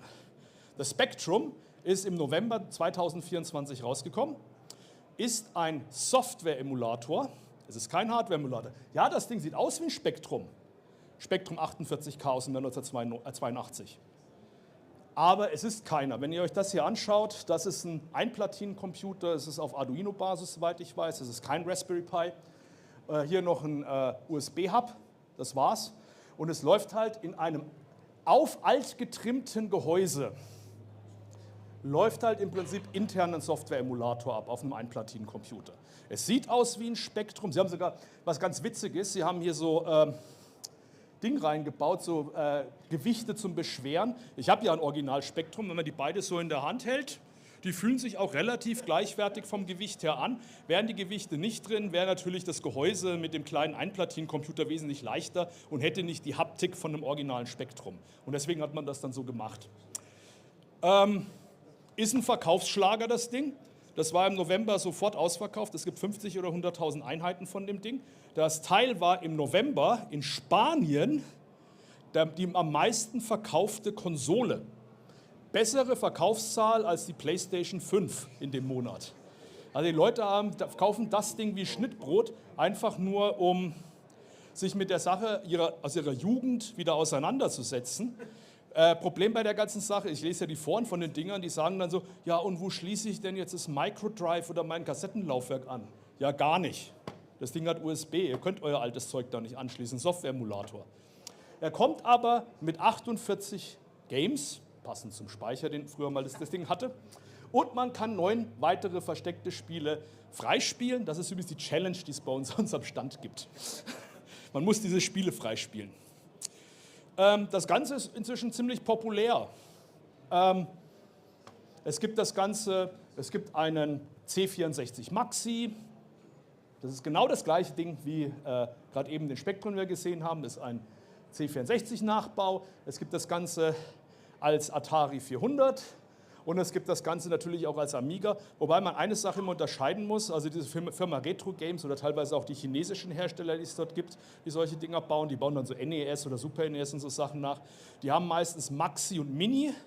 Maxi ist dann immer so groß wie das Originalgerät und hat die gleiche Haptik. Ein Mini, das seht ihr an dem Gamepad hier, den Amiga gibt es zum Beispiel nur als Mini, den gibt es nicht als Maxi, obwohl viele Leute ihn als Maxi gerne hätten. Der ist halt gerade mal so groß wie ein Gamepad, der ist so groß ungefähr. Und die Tastatur funktioniert auch nicht. Bei dem großen C64 Maxi funktioniert die Tastatur, beim VC20 Nachbau funktioniert die Tastatur und auch bei dem Spektrum, das ist wie die Gummitastaturen im Spektrum. Aber es sind Geräte, die Wirkung zeigen. Die holen tatsächlich Leute in die Retro-Szene rein, vor allen Dingen durch ihren günstigen Preis. So ein Ding kostet zwischen 80 bis 90 Stutz. Laden kaufen und wird auch entsprechend in Stückzahlen produziert. Momentan kriegt ihr kein Spektrum, erst wieder nach Ostern, da legen sie wieder 50 oder 100.000 auf. So, aber kommen wir zum zweiten Ding, weil wie gesagt, ich möchte nicht ganz so lange brauchen wie bei meinen Studierenden. Da habe ich 1,5 Stunden für einen Vortrag gebraucht, aber er kennt das, er ist ein Student von mir. Er weiß, wenn ich mal im Erzählen drin bin, dann kriegt man mich schwer da wieder raus. So, kommen wir aber zum nächsten, das wäre im Prinzip eigentlich eine hardwareartige Emulation über FPGAs. Und zwar ist inzwischen ziemlich trendy, ein FPGA, Field Programmable Gate Array, ist halt im Prinzip ein Baustein, den ich über Code selber modifizieren kann. Ich kann diesem Baustein sagen, bitte bilde mir einen 6502 nach. Bitte bilde mir einen SID 6581 nach. Bitte bilde mir einen 68000er nach. Und dadurch kann ich halt im Prinzip hardwarenah das Ganze machen. Das heißt, ich kann im Chip die originale, frühere Hardware nachbilden. Hat natürlich verschiedene Vorteile. Das Ding ist zyklusakkurat, es bildet ja die originale Hardware nach. Und das Zweite ist, es ermöglicht mir die Verwendung alter Peripherie. Die Geräte auf FPGA-Basis, die wir unten haben, die haben auf der einen Seite USB und HDMI und einen SD-Karten-Slot. Und auf der anderen Seite haben sie ein serielles Interface für Commodore-Floppies. Sie haben einen Expansion-Port oder sie haben einen Cartridge-Port für Commodore. Sie haben 9-Pin-Joystick-Anschlüsse. Das heißt, man kann mit den alten Geräten darauf zugreifen. Man könnte auch sogar die alten Monitore lauffähig machen auf den Dingern. Ja, und jetzt kommt's. Das ist natürlich nicht so billig wie ein Spektrum, The Spectrum. Die Sachen kosten das 10- oder 20-fache. Also wir haben unten stehen, ihr werdet es gleich sehen, auf der nächsten Slide ist er sowieso drauf. Wir haben unten stehen einen Mega 65. Werde ich gleich erzählen, was das ist. Der Mega 65 kostet 666 € bei einem Hersteller in Deutschland. Ganz bewusst so gewählt. Und das Zweite ist, da muss man sagen, ich habe die Präsentation gemacht, bevor ich hier wirklich auf der Messe war. Sehr unbeliebt bei Puristen, ist gar nicht so. Die ganzen Leute, die bei mir jetzt am Stand waren, die haben alle gesagt, oh, das ist ja toll, das ist ja geil. Ja. Auch Leute, die halt wirklich aus der Szene sind. Aber im Internet schlagen sich die Leute teilweise über das Thema die Köpfe zusammen. Es gibt Leute, die FPGA-basierte Hardware so richtig hassen und sagen, das ist nicht authentisch, das ist ein Verrat an der Retro-Szene und da. Nur was original 1983 gebaut worden ist, ist wirklich das, was wir verwenden dürfen. Alles andere ist Blasphemie. Also es gibt so Leute, tatsächlich. Und deswegen habe ich auch am Anfang ein bisschen Kredibilität versucht aufzubauen. Ja, ich repariere auch alte Rechner. Und was wir da jetzt haben, also erstmal, was das hier ist. Stopp. Bevor ich gleich auf den Mega 65 gehe, das ist natürlich der prototypische FPGA. Das ist ein Mr. FPGA. Das ist ein Hardware-Multi-Emulator, wo man verschiedene Cores reinladen kann. C64 Core, Amiga Core, Super Nintendo Core. Und dann kann dieses Gerät im Prinzip, also das ist im Prinzip eine DC10-Platine mit dem FPGA unten drin und hier sind verschiedene Interface-Karten oben drauf. Mit dem kann ich halt irgendwie 50 oder 60 verschiedene alte Systeme hardwarenah oder hardwarefähig mit Schnittstellen emulieren. Sehr, sehr, sehr, sehr freakiges Gerät. Ich habe auch einen, aber ich habe ihn nicht mitgebracht. Ich habe den dafür mitgebracht, weil das ist noch ein bisschen freakischer. Und zwar den Mega 65, weil der hat natürlich was ganz Spezielles. Und zwar, der Mega 65 ist ein FPGA-Nachbau des Commodore C65, einem prototypischen Nachfolger des C64, den es nie gegeben hat. Commodore hat 1987 angefangen, den zu entwickeln oder 1988 und hat das Projekt 1991 eingestellt. Nach der Pleite von Commodore 1994 wurden aber die 200 Prototypen, die es gab, aus der Insolvenzmasse verkauft. Die Prototypen haben alle unterschiedliche Softwarestände, die haben teilweise auch unterschiedliche Hardware drin, alles unterschiedlich, aber ein Computermuseum, Mega heißt das, deswegen heißt das Ding auch Mega 65, hat sich zur Aufgabe gemacht, diesen Commodore 65 aus den verschiedenen Prototypen zu disassemblieren. Die haben die ganzen Kernels von den ganzen Prototypen ausgelesen, haben dann ein funktionsfähiges Kernel erstellt, weil natürlich die prototypischen waren alle Alphas, und haben dann quasi diesen Rechner komplett in FPGA nachgebaut. Und deswegen habe ich hier den Rechner von außen, der ist sehr wertig, die haben den schön gebaut, aber so sieht der von innen aus. Das ist ein einziger FPGA, mehr ist da nicht hinter. So sieht das Ding von innen aus. Und läuft sehr, sehr, sehr schön. Und das ist das, was emuliert wird. Da wird emuliert ein 4510, das ist ein 6502-Derivat, mit die Originalgeschwindigkeit eines C65 wären 3,5 MHz. Mal halt gesagt, mit 40 MHz haut man noch so ein bisschen Turbo rein, da kann es auch noch schneller als das. Es wird der VIC-4 Grafikchip Hardware emuliert. Das Ding hat 4 Sitz und nochmal 8 DAC-Kanäle, also Musik kann das Ding. 384 Kilobyte RAM für den VIC und dann nochmal zusätzlich sogenanntes Hyper-RAM, 8 Megabyte. Und es hat als Ausgänge, das sieht man ja auch hier, als VGA, Ethernet, HDMI, aber natürlich auch normaler Commodore, schon vom Pad her kommender Floppy-Anschluss. Und das ist ein ganz normaler Cartridge-Slot wie für den C64. Und man hat sogar für die C64-Emulation 2 Möglichkeiten. Das Ding kann wie ein 128er, man schreibt Go64 rein und es kommt eine Kernel-Emulation, die im Kernel auch drin ist. Die ist aber nicht sehr kompatibel.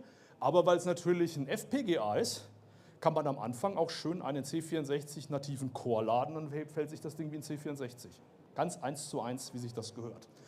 Es gibt natürlich auch Game Boy und Spektrum und was weiß ich was alles, kann man alles auf dem Ding lauffähig machen. Habe ich auch hier gelistet. Also, und es gibt auch ein Programm, mit dem kann ich Cores für den Mister, den wir gerade eben gesehen haben, nehmen und kann die für den Mega wandeln. Mega hat einen einzigen Nachteil. Er hat nicht so viel Speicherplatz für Cores. Es gehen 4 oder 5 Cores drauf, verschiedener Größe. Auf dem Mister kann ich ja 16, 20 oder 30 Cores draufziehen. Der hat viel mehr Speicher. Das ist der einzige Nachteil. Da hätte man am Speicher nicht so geizen sollen. Was aber auch zu dem Bereich kommt, der nächste Bereich, den ich eigentlich noch abdecken möchte, wir müssen auf die Zeit schauen, ist dann, wir hatten jetzt ja die Software-Emulation, wir hatten jetzt quasi die Hardware-Emulation. Und die nächste Philosophie ist halt der Nachbau von alter Hardware in moderner Technik. Ich habe hier mal 2 Beispiele mitgebracht, oder ich habe natürlich auch ein Beispiel noch unten. Und zwar, das hier ist zum Beispiel der Ultimate 64. Das ist jetzt zum Beispiel ein Nachbau, also in diese beiden Sockel kann man einen Sitz reinstecken und ähnliches, beziehungsweise teilweise ist das Ding auch FPGA-basiert. Ich werde auf die Sachen auch noch eingehen, wobei es gibt auch Nachbauboards für den C64, die nur komplett mit alten Bausteinen sind. Also am C64 gibt es da sogar relativ viel in dem Bereich.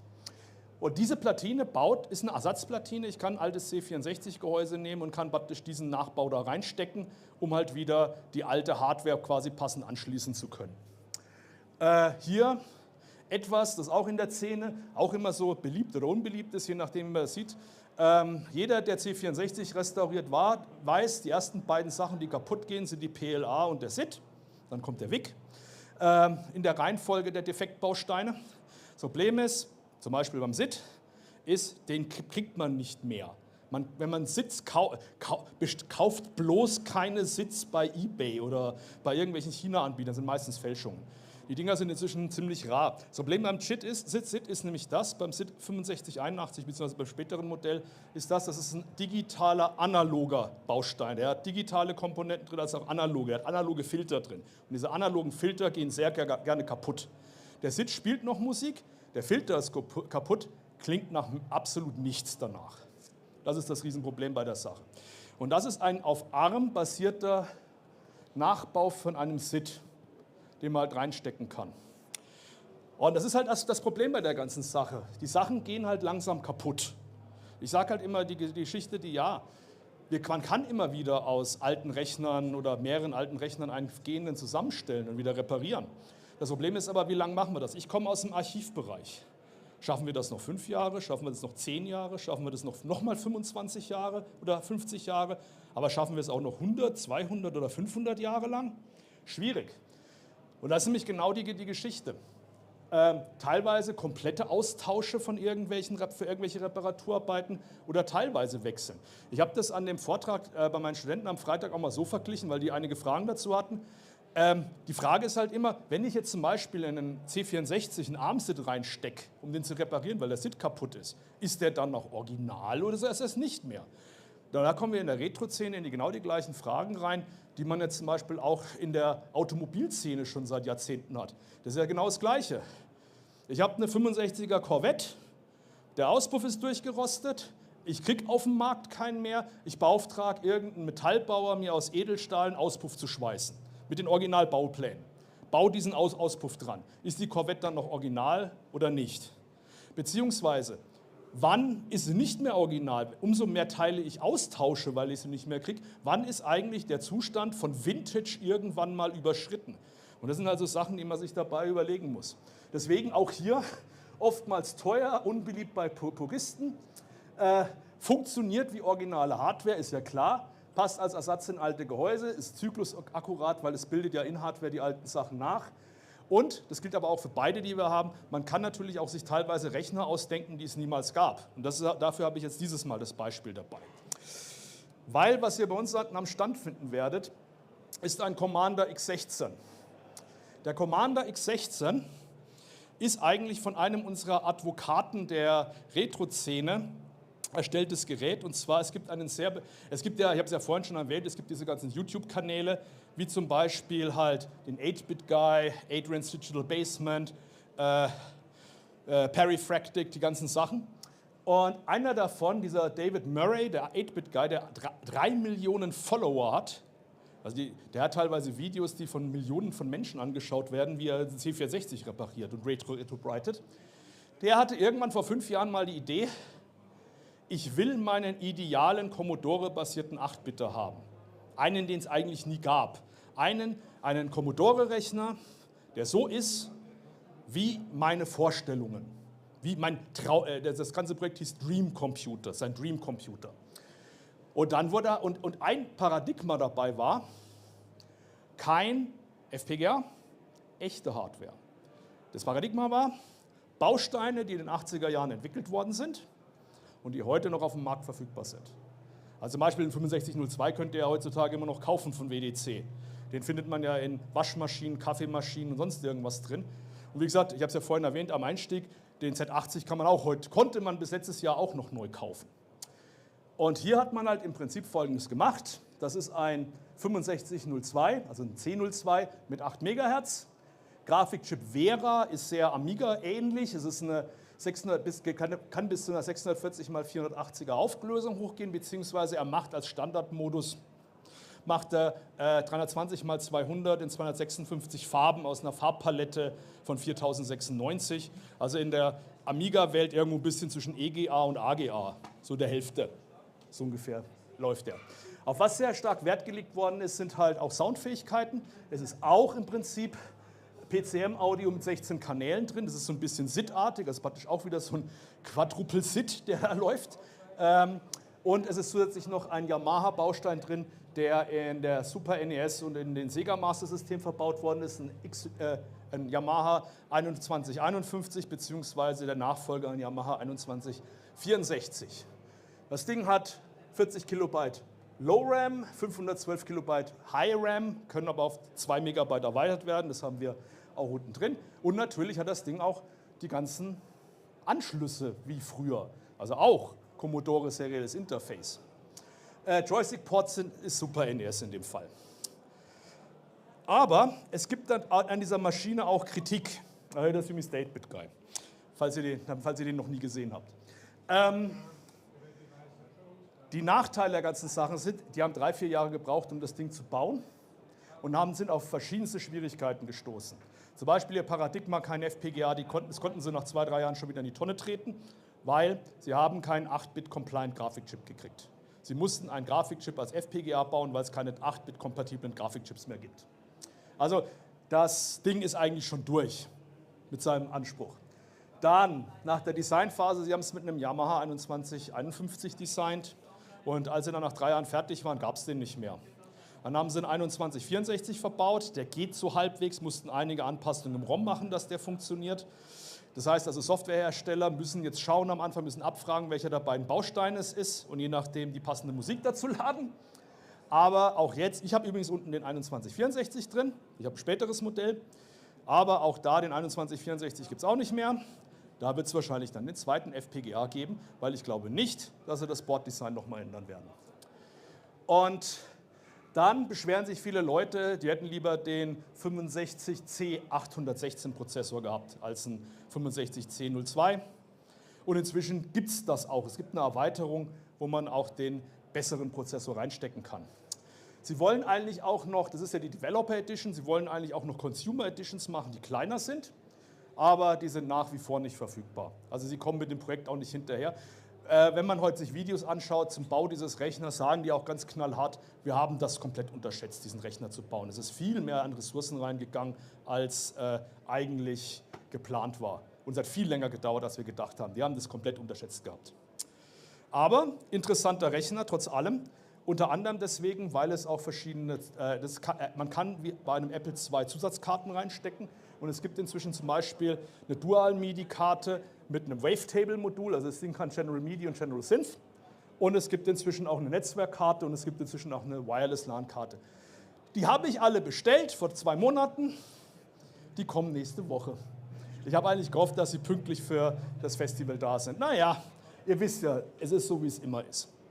So, ich habe gerade eben schon die Zeitwarnung gekriegt, deswegen gehe ich mal auf meine letzte Slide. Und das wird jetzt ungewöhnlich bei der ganzen Geschichte. Eigentlich sollt ihr mir ja Fragen stellen, aber ich habe auch Fragen für euch aufgeschrieben, über die wir diskutieren könnten.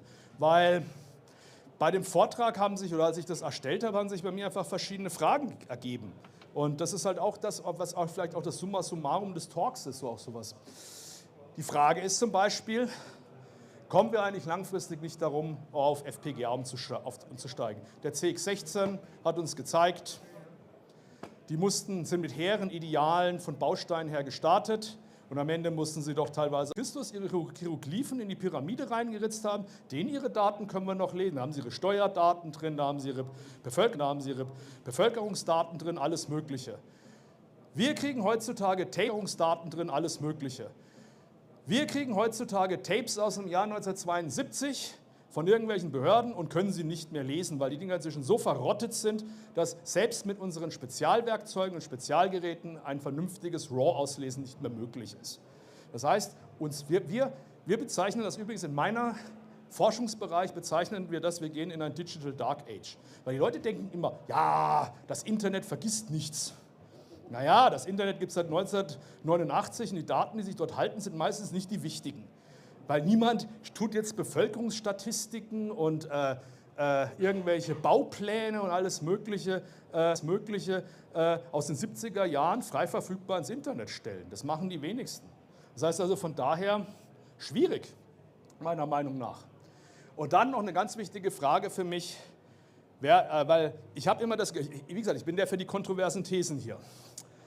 Kriegen wir überhaupt jüngere Generationen, ein bisschen jünger zumindest, dazu, sich daran zu interessieren?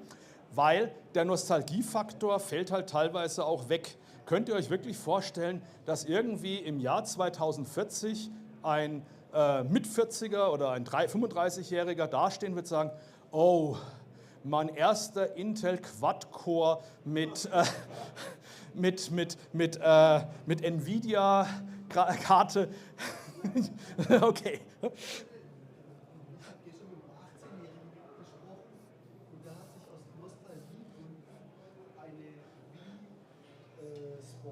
Moment, das ist ein Computer- und Spielkonsole. Ich kann mir durchaus vorstellen, dass einer sagt, wow, damals vor 20 Jahren meine Switch oder damals vor 35 Jahren meine PS5. Ja, das denke ich, dass das geht. Aber nicht für diese hohe Diversität an irgendwelchen Windows 10, Windows 11, Linux oder macOS-Rechnern, die alle relativ wenig diverse Eigenschaften von untereinander haben. Also da sehe ich es halt schwierig. Und das ist halt auch das, wir müssen ja immer sehen, die Generationen gehen weiter. Böse gesagt, ich wollte ja gerade sagen, noch kontrovers. Ich habe immer manchmal die Befürchtung, ich weiß nicht, ob die wahr ist, 1 oder 2 Generationen, ich bin Generation X, 1 oder 2 Generationen vor uns, also Boomer-Generation, Kriegsgeneration, die haben gern mit Modelleisenbahnen gespielt, weil sie in ihrer Kindheit gern Modelleisenbahnen hatten, hatten sie dann auch als Mit-40er in der Midlife-Crisis auch ihre Modelleisenbahn. Ist das Retro genauso? Ist Retro-Computing ein Zeichen für Midlife-Crisis von Mit-40er und 50-jährigen Männern speziell? Also wenn ich hier so in den Raum schaue, schwierig, oder?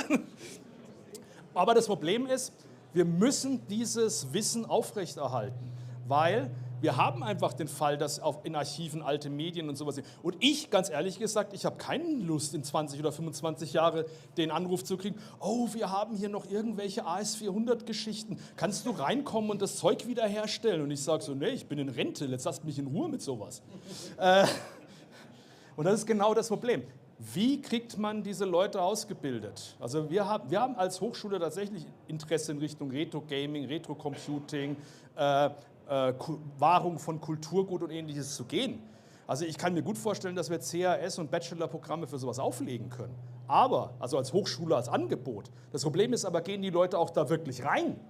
ich brauche ja 15 Studierende, damit ich ein Programm überhaupt erstmal starten kann. Wenn sich da nur fünf Nasen anmelden, dann sagt meine Hochschule, ja, Pech gehabt, damit machen wir Verlust, das starten wir nicht, das Programm.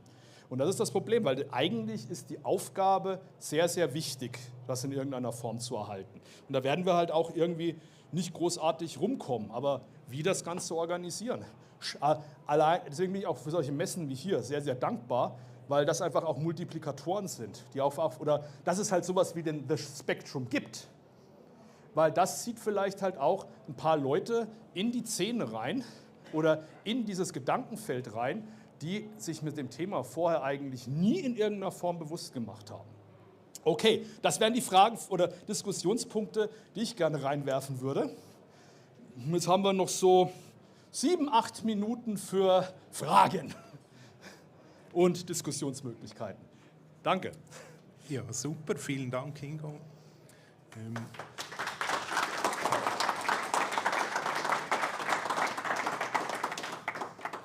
Ich werde jeweils das Mikrofon bringen, wenn jemand eine Frage hat. Wir können gerne beginnen.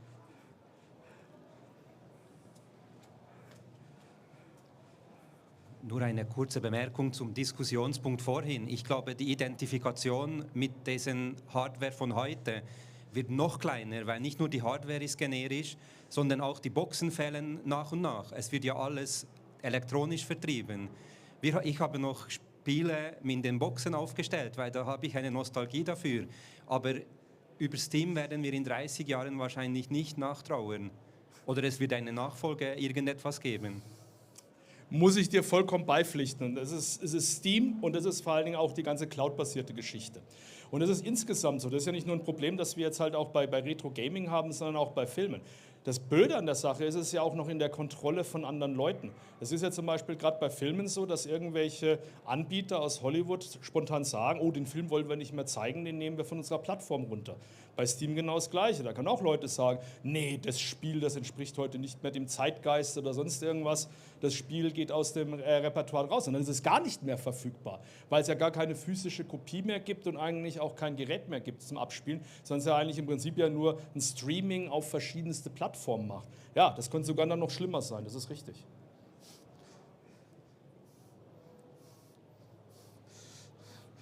Ich glaube, er will noch mal. Egal. Also er hinten will. Okay. Ja, also darauf aufbauend, auch die Service-Games, die es immer mehr gibt, quasi. Die Spieler sind vom Hersteller abhängig, ob sie überhaupt noch spielen können. Wenn der Hersteller sagt, die Server kosten uns so viel Geld und wir schalten das Ganze ab, dann ist das Spiel weg quasi. Und, korrekt, ja. In 10, 20 Jahren, wenn sich dann ein 15-Jähriger quasi sich Kindheitserinnerungen wieder zurückholen will, findet er vielleicht noch ein YouTube-Video. Genau, ja. Überhaupt, aber er wird nicht die Möglichkeit haben, mit seinen Kollegen eine Spielsession zu machen. Absolut, weil, da gehen wir nochmal ein ganz populäres Beispiel. Wir aus eigener Kraft können ja sowas wie World of Warcraft gar nicht laufen lassen. Wenn irgendwann mal die sich entscheiden, quasi irgendwelche Multiplayer-Games abzuschalten, dann sind die weg und die sind auch dann komplett verloren, weil niemand kann die halt außerhalb dieses Herstellers betreiben. Gibt es übrigens eine witzige YouTube-Seite, da gibt es irgend so einen Typen, der läuft durch immer noch laufende, aber nicht mehr besuchte Multiplayer-Rollenspiele. Also der geht in irgendwelche Multiplayer-Rollenspiele, die quasi keine Teilnehmer mehr haben. Dann läuft er allein in diesen Welten rum und schaut, was da überhaupt noch geht und ob man überhaupt die Mission noch erfüllen kann und sowas. Und das Witzige an der Sache ist, von den Dingern gibt es gar nicht mal so wenig. Ich habe mir, glaube ich, von denen schon 20 oder 30 Videos angeschaut und in jedem Video schaut er sich 2, 3 verschiedene an. Also es gibt scheinbar echt hunderte von Multiplayer-Rollenspielen oder Online-Spielen oder 3D-Shootern, die komplett leer laufen. Und die seit 2005 betrieben werden, aber eigentlich seit 2015 keine Kunden mehr haben.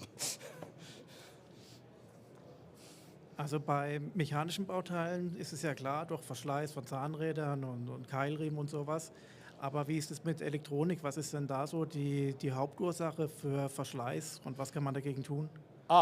Okay. Das Problem ist, wenn man jetzt, also das größte Problem beim Restaurieren von Rechnern sind Kondensatoren altern. Batterien sind ein Problem, also gerade so Knopfzellen, die halt für die Echtzeituhr da sind ein Problem. Die meisten Probleme stecken in so Sachen wie Netzteilen. Und das Schlimmste, also Computer ist ja sogar noch das halbwegs Machbarere bei der Restauration. Das ekligste bei der Restauration ist Peripherie, also sowas wie Schreibleseköpfe bei einem Floppy-Laufwerk wieder gangbar machen, weil das kein Öl drauf, das rostet alles ein, ähnliches. Und was auch ganz, ganz schlimm, also das Allerschlimmste sind Monitore. Also ich ziehe den Hut vor jedem, der einen Monitor reparieren kann. Ich traue mich an die Dinger nicht ran, ehrlich gesagt, weil das ist hochfrequent. Aber sie sind unheimlich notwendig, weil gerade bei alter Hardware, ich kriege einen alten Rechner nicht zum Laufen, wenn ich keinen alten Monitor habe. Die modernen TFT-Displays können keinen 15 oder 31 Kilohertz. Ja klar, ich kann eine Wandlerbox zwischen reinstecken, das geht schon. Aber nativ natürlich nicht. Wir sind jetzt ja gerade beim Original. Und die Monitore sind meistens das, was am häufigsten kaputt geht. Das heißt also bei uns, wir haben, wie gesagt, 150 Rechner im Depot. Commodore, Sinclair, Amstrad, Apple, alles. Aber wir haben nur 5 Monitore, die funktionieren, insgesamt. Alle anderen sind kaputt. Und wir hatten für alle ursprünglich mal Monitore, aber die konnten wir alle entsorgen. Teilweise sogar vorne diese Schutzschichten und alles Mögliche, die bröckeln zusammen und ganz furchtbar. Also das ist halt einfach so, es gibt halt einfach Bauteile, die haben eine Laufzeit, Kondensatoren, und bei den Monitoren sind ja solche Kondensatoren drin und auch die Röhre und ähnliches, die zersetzen sich über die Zeit hinweg. Das ist das Problem. Ja, gibt es noch weitere Fragen? Die Rechner, die Sie im Depot haben, ist das auftragsgebunden? Das heißt, jemand kommt von extern zu Ihnen und sagt, wir brauchen Daten von dieser oder jener Zeit, von jener Maschine. Ja.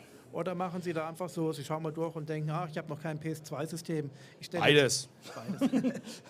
Also sagen wir es mal so, wir können immer gar nicht vorausberechnen, was wir brauchen, weil meistens kommen die Leute halt mit irgendwas und schmeißen es auf den Tisch. Das heißt also, wir kaufen auch oder lassen uns auch Rechner spenden rein auf Verdacht, dass wir die vielleicht mal brauchen könnten. Aber vielleicht mal 2 Beispiele, die wir in letzter Zeit hatten. Und eins davon zeigt auch ein bisschen die Brisanz des ganzen Themas.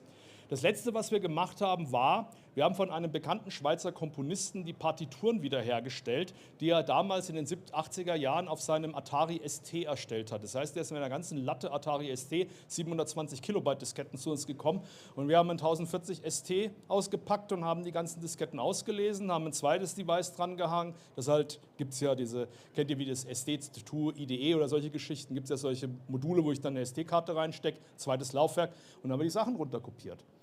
Waren halt MIDI-Dateien, ist ja logisch. Und konnten wir dann dementsprechend retten. Das ist so ein kleiner Auftrag, das dauert so 1-2 Tage. Wir haben einen riesen Auftrag und der hat auch ein Riesenproblem. Wir haben momentan den Auftrag, oder wir haben die Anfrage vielmehr, die wir schon seit 2 oder 3 Jahren nicht erfüllen können. Die Anfrage haben wir schon länger. Die Anfrage von einem bekannten Schweizer Wissenschaftler der Klimaforschung, der auf einem Macintosh Performer 30 mit einem Bandlaufwerk von Apple Klimadaten von 60 Jahren Klimaforschung aus dem Engadin gespeichert hat. Diese Daten sind sehr relevant, nicht nur für den Kanton Graubünden, der fast 50 Millionen reingesteckt hat innerhalb von 30 oder 40 Jahren für diese Forschung, sondern anhand dieser Daten ist erstmalig der Klimawandel nachgewiesen worden, weil der betreffende Prof ist Andreas Fischlin von der ETH, Nobelpreisträger und Vizepräsident des Weltklimarates. Das heißt, das sind die Forschungsdaten eines Nobelpreisträgers. Wir kriegen sie nicht runter. Herr Fischlin hat alles korrekt gemacht. Er hat 3 Bandlaufwerke gekauft. 2 davon hat er luftdicht eingeschweißt. Er hat Großvater, Vater, Sohn mäßig 3 Kopien von jedem seiner Bänder gemacht und noch Kopien auf Metaebene. Also alles, wie man ein Handbuch, Datenmanagement, alles by the book, alles top. Erlebt man sehr selten, kann ich gleich dazu sagen.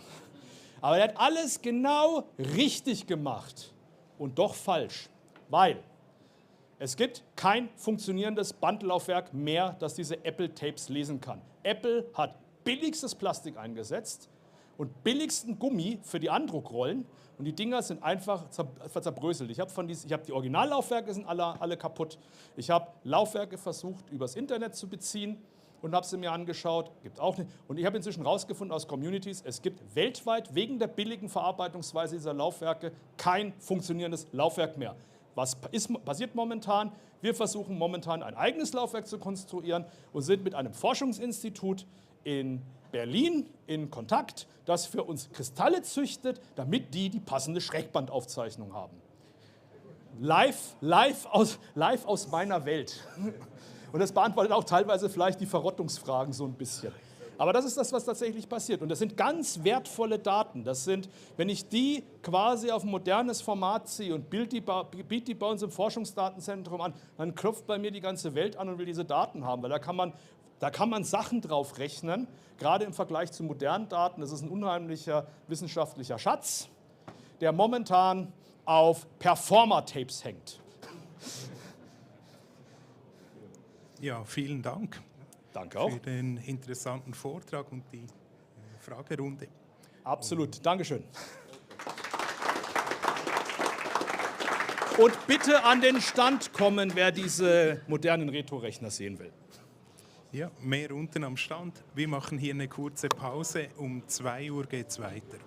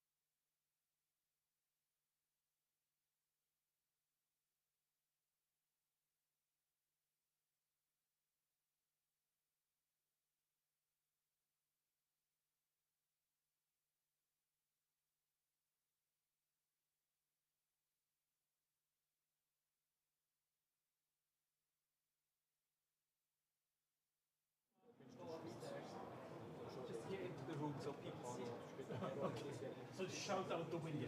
You can also just wave if you want.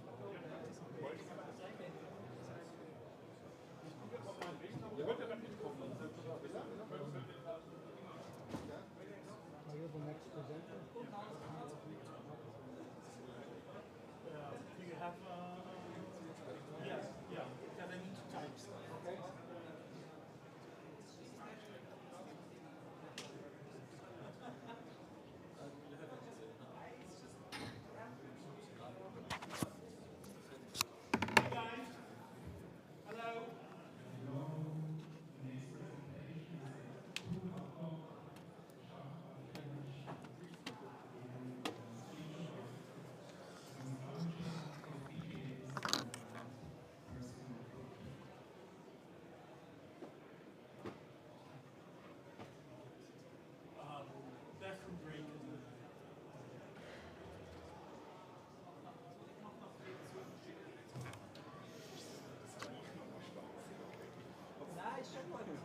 Nein, es ist recht chillig. Ich bin zum Süden.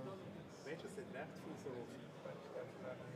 Ja. Ist das, wenn wir jetzt mitführen gehen? Ja. Okay, sagen Sie mir. Es ist halt einfach so, ich muss das Mikrofon hoch aufdrehen, wenn es so weiter weg hebst. Wenn du es nachher hebst, kann ich es eben zuheben und wenn es eben nicht so anhebt, das Mikrofon. Das ist besser. Ja, das ist besser und nicht möglichst nah als irgendwie so. Ja. Weil dann muss ich das Mikrofon hoch aufdrehen und dann laufst du nach vorne und kommst in Feedback rein. Oder? Ja. Und mir hilft es einfach, wenn das Mikrofon möglichst nah ist.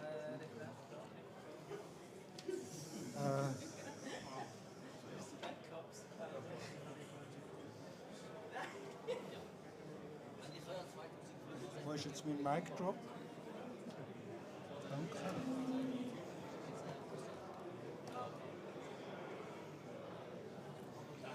So ein Metallteil, hast du nicht gesehen, oder? Etwa so hoch, so wie ein Zylinder. Das jetzt kann ich nicht so stellen.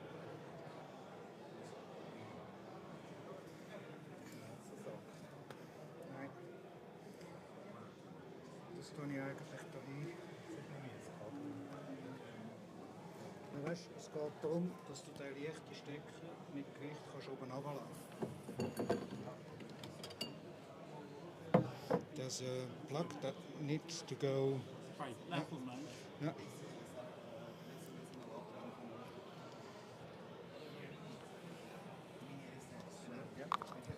And you can click that on.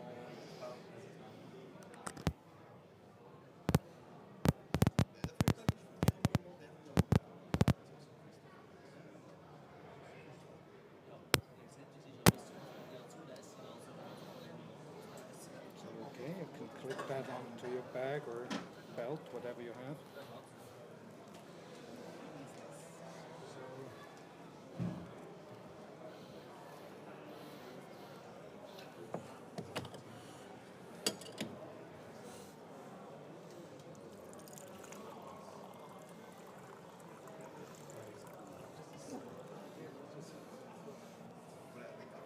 Sound test or?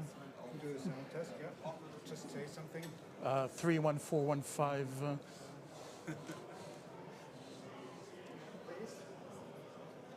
31415.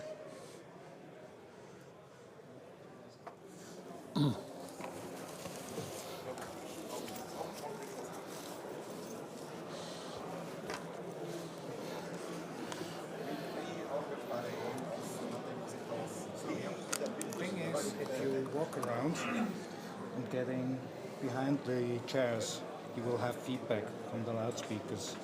I'm So not if you planning stay- on. If you Right. stay behind that, it's on fine.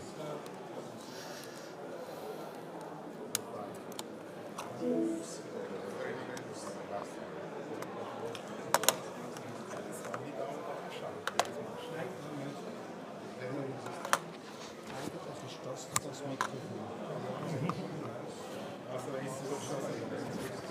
Nein, das ist so.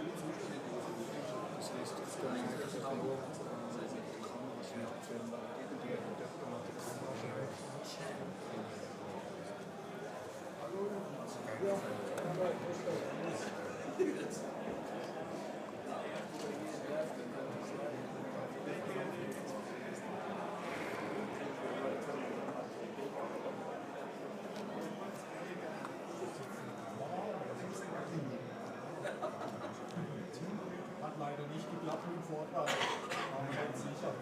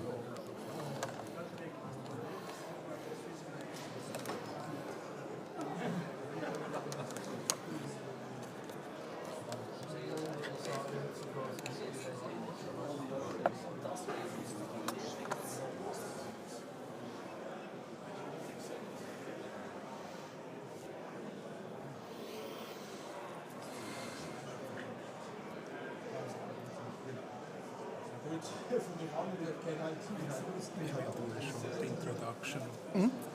Whenever you're ready.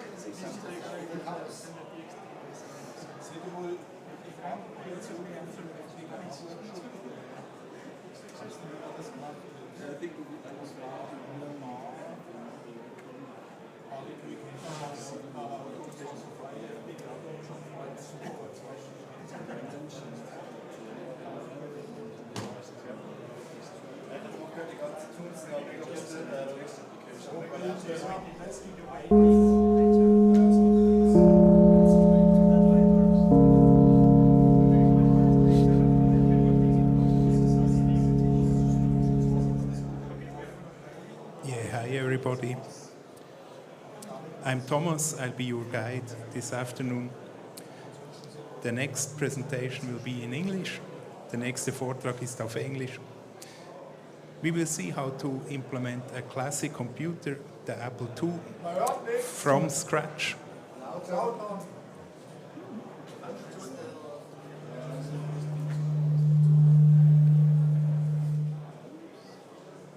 Louder. Yeah, we will see how to implement a classic computer, the Apple II, on an FPGA, a computer chip that can be reconfigured using programming code to rearrange the hardware. Shemesh Shachar presents Nostalgia, FPGAs and the Mad Personal Project. Shemesh, you've got 30 minutes, including Q&A. Okay, I'll talk fast. Hi, I'm Shachar Shemesh. I've been a software programmer for 40 years now, which means that I started really, really early. Okay, I'm old. And a few years ago, I remembered a game I used to play as a kid called Robot Odyssey. Anyone here familiar with it? Okay. It was a sort of an escape room game, so puzzles you need to solve. The trick was that you didn't use your own avatar in order to solve the puzzles. You had 3 robots which you could program by putting logic gates into to do what you want. So it was a sort of introduction to digital electronics. And originally it was written for the Apple II, which I hope I don't have to introduce to the people who come to this conference, which presented a problem because if I want to play that game again, you may have heard, but this computer is not being produced anymore. So that's kind of a problem. Now, there are solutions. For example, that game wasn't programmed only for the Apple II. It also had a PC version shown here with its glorious CGA colors. So you could play on that. But there are other solutions as well. For example, you could use an emulator, which kind of got stuck here. But so this is AppleWin. I'm running on Linux, but Wine handles it okay. So if I press this button, you get the beep, and the drive works way too fast, but doesn't matter. And you get the game running. So you could do that. You could also, just a second, you could also go to robotsodyssey.online and run a JavaScript version of the game, since obviously I wasn't the only one who wanted to play it. It even allows you to save state to local storage on the browser and then export that to a file to save it or move it between browsers. So really nice implementation. And if you're really, really, really hardcore, you could even go on eBay.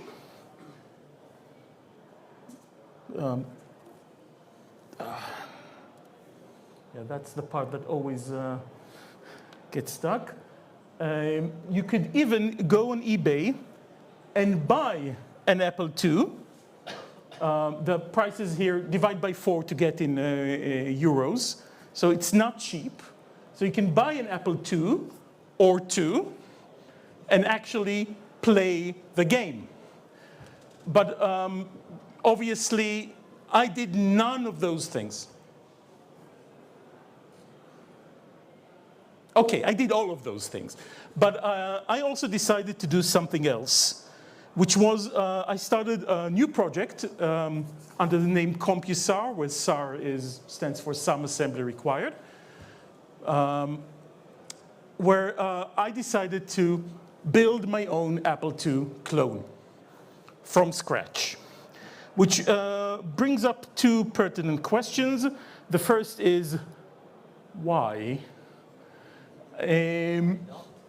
Right. And the second question is, how? So I'll address the second one first. It's called FPGA. I'm hoping most of you are kind of familiar with that. I'll give a very quick explanation of what that is. It's magic. You type something on the computer, and then it turns into hardware. Poof. I don't think I have time for more details than that. It's magic. Personally, I used a board from a company called QMTech. So, and I found this board and I really fell in love with it because look at what it has. It has the actual FPGA. It has 256 megabytes of memory, which is for 8-bit computers, let's call it enough. It has HDMI output, which is, to me, was great because I think the legacy outputs, the composite and VGA outputs that everyone so love, are becoming more and more difficult to get proper devices for. Right? Even today, you can no longer get a new television that accepts RF for running Spectrum or Atari 2600. So going to the forward-looking interfaces was a design decision I did. And it has I/O pins, which means that you can expand it for whatever it is that this doesn't have. So the goal was an Apple II on an FPGA. But then when I started, I figured, why stop there? At least for the computers from my childhood, which means the ZX Spectrum, the Atari 2600, the Commodore 64, and my personal favorite, which isn't an 8-bit computer, the Commodore Amiga. So those were the goals of the project. Not ambitious at all, which might bring the more familiar with the scene of you to ask, wait, that sounds familiar. Isn't there such a project already?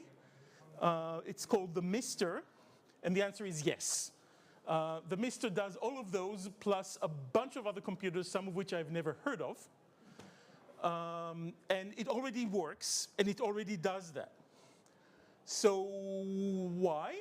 Well, first of all, the joy of doing this is of doing this, but if I want to still give some sort of justification for the project, I can give you this.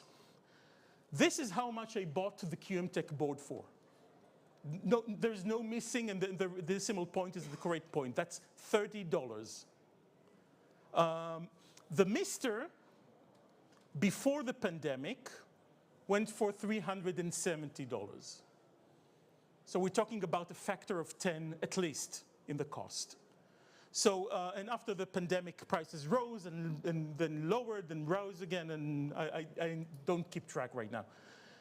So the goal shifted from building 8-bit computers on an FPGA to building 8-bit computers on a cheap FPGA.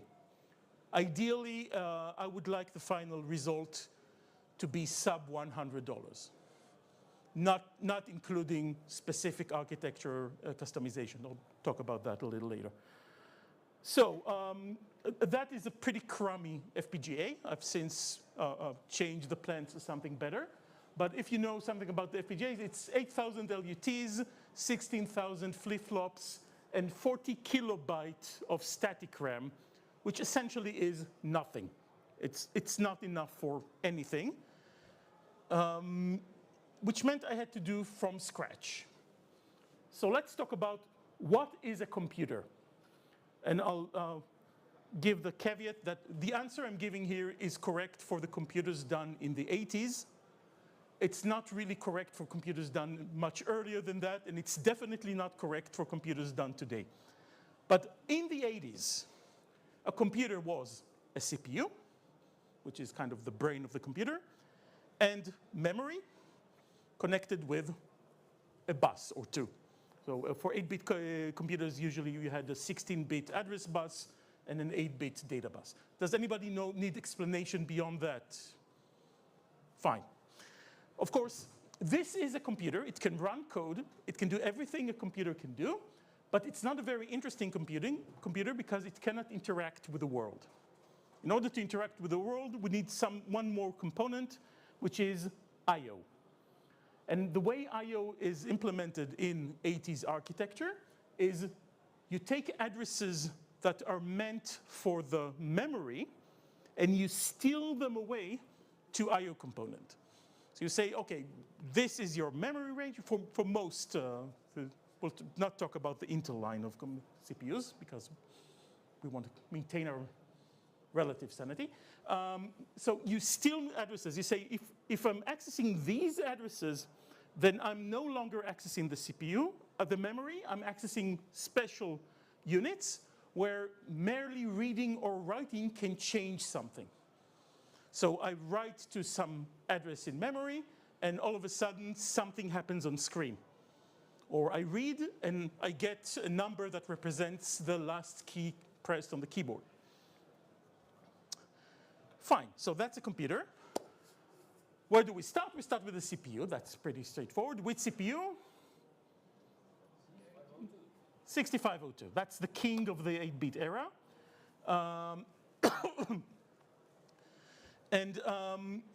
So what do? You write code in a hardware description language, which is something like HDL or VHDL or Verilog or C++. And then you run it in a simulator, which looks like this. And essentially, you're trying to figure out whether, given the instructions you gave, did your design change state the way it should have? So what you have here is we can probe anything we want. So we can probe any outside interface we want. So this is the clock. This is the address bus. This is the data bus, which is split into in and out because of the way FPGAs work. And then you can say, does this make sense? Does this operation make sense? And because this is a simulation, you can also probe some things which are not external. For example, you can check the state of the registers. So this is how you can do it. And it's a manual job that is error-prone and time-consuming.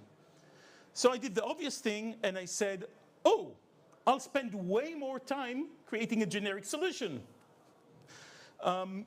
So let me introduce you another computer I built. What you see here is Western Design Center 65C02 connected to 64 kilobyte of static RAM. Technically, that's 128, but you see this black line here that pulls an address line low, so that's 64 kilobyte. And that's a computer, right? CPU, memory, a computer. But not a very useful one. So you see all of those lines going out. They're connected to an Arduino Mega, which essentially can look at the entire bus and control pins. So the clock comes from the Arduino. And then the Arduino is connected to a PC, which can take the program, because this doesn't have any ROM. So memory is volatile. If you want it to execute a program, you need to load the program into memory somehow. So you compile it with a 6502 assembler. You use Python to talk to the Arduino, to talk to the memory, to load it into memory. And then you start running the program and record what the 6502 is doing each cycle into a file. And then comes the interesting part. You do the same thing. This Python program can do I/O. So you have a memory area where if you write to it, the test is done. Or you have a memory area if you write to it a number, that many cycles later, the interrupt signal will go low, will go active.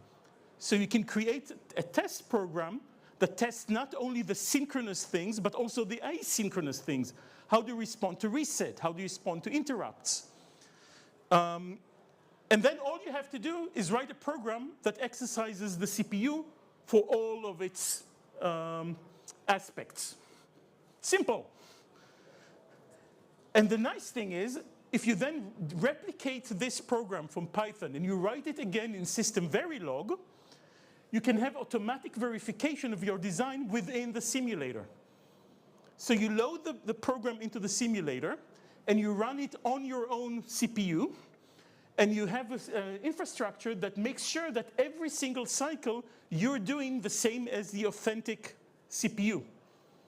Which means that you end up with a design that not only is it cycle accurate, which means every instruction is executed in the same number of cycles as the original, it is actually bus accurate.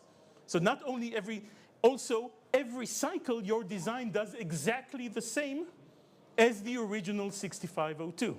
Of course, this isn't the original 6502, it's the Western Design Center one, but we have C++ emulation that emulates the transistor level transitions, and you can run the same test program, well, with the necessary adaptations on that, and get an authentic MOS 6502. So that's the CPU. Let's talk about the Apple II. Remember, we only have 40 kilobytes of RAM, but ROM is also the same resource. It's the same BRAM as the RAM on the FPGA. So essentially, we have the 6502, and we get 4 kilobytes of RAM and 12 kilobytes of ROM. Now, all we have to do is download from the internet the RAM, take it from a computer we definitely own, the ROM for the Apple II, load it into the design, and lo and behold, nobody's clapping. My fault, my fault, my fault, my fault. I'm sorry. Yeah. Okay. You'll notice that on this cycle, the read-write line is low, which means this is a write operation. The address is 494, and the data is A0. No, okay. 400 to 800 on the Apple II is the first text page. A0 is a black space. What this does is clear the screen. What you're seeing running here in the simulator is the startup routine of the Apple II clearing the screen. This is an Apple II booting. And don't feel bad about you not clapping. I posted this excitedly on Twitter and got the exact same response. People say, huh? So obviously, we need something more visual. So let's add I/O. We have UART. So what we can do is add a hardware component that 60 times a second scans the memory area between 400 and 800 and dumps it to UART. And then we can take anything that arrives from the UART and expose it at C000, which is where the Apple II exposes the ASCII of the last key pressed. We have 3 buttons on the board itself. One of them resets the FPGA itself, so it's not programmable. But one of the other 2 is labeled reset. Now it doesn't matter, it's just an I/O pin, but we might as well hook it up to the 6502's reset line. And the Apple sound system is kind of complicated with the 1 bit of audio. But I implemented it, but I don't have the speaker here, so I can't show it. But all that's left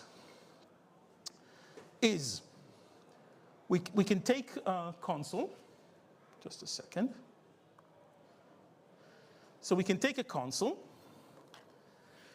We'll load a profile that uses the correct font, because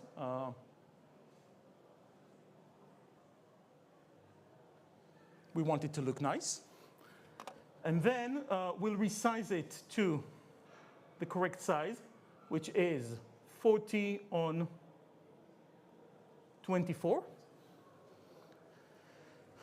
And now all we have to do is connect to the UART at 1 million baud.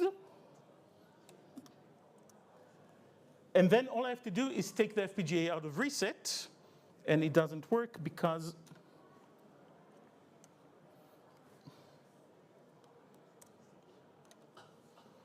and I get an Apple II booting. And because I have input, I can even program it.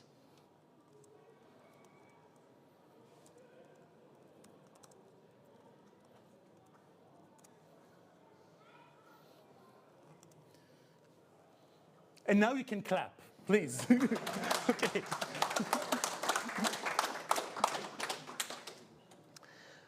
Okay,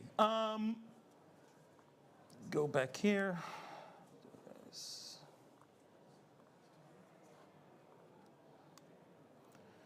So, let's talk about architecture. Yeah.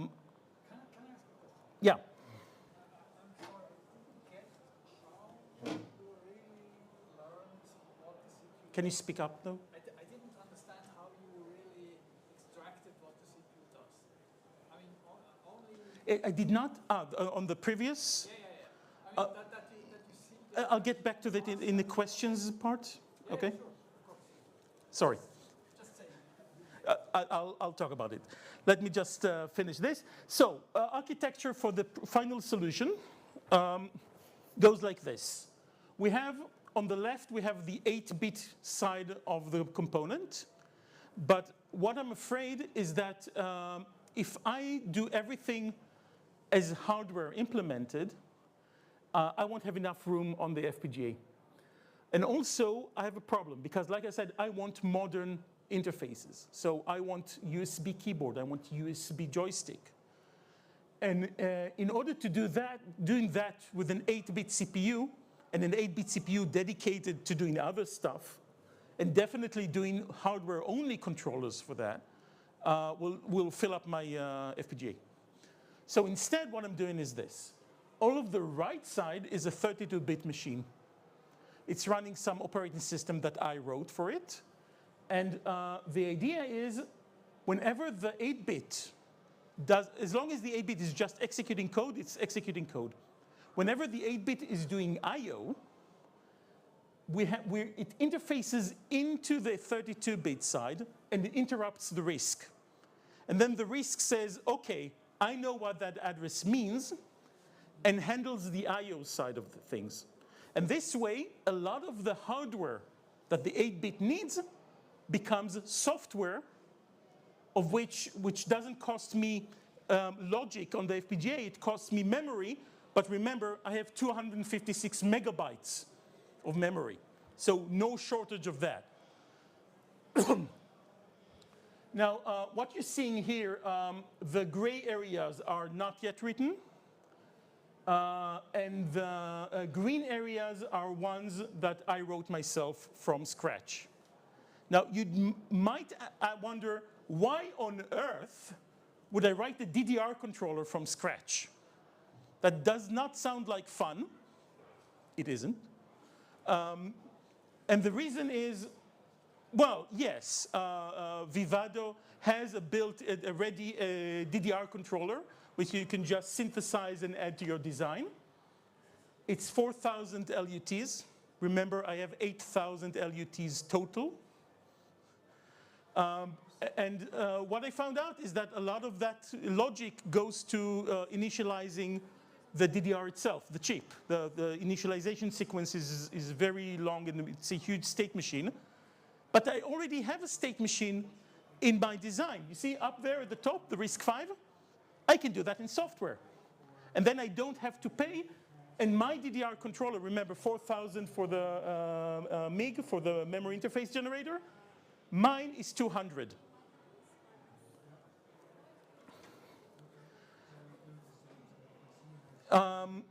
Of course, things would have gone faster had I not taken on other aspects. In particular, not only did I do this project, I also opened a YouTube channel following this project, which is a whole different set of skills which I won't go into. It's called Some Assembly Required.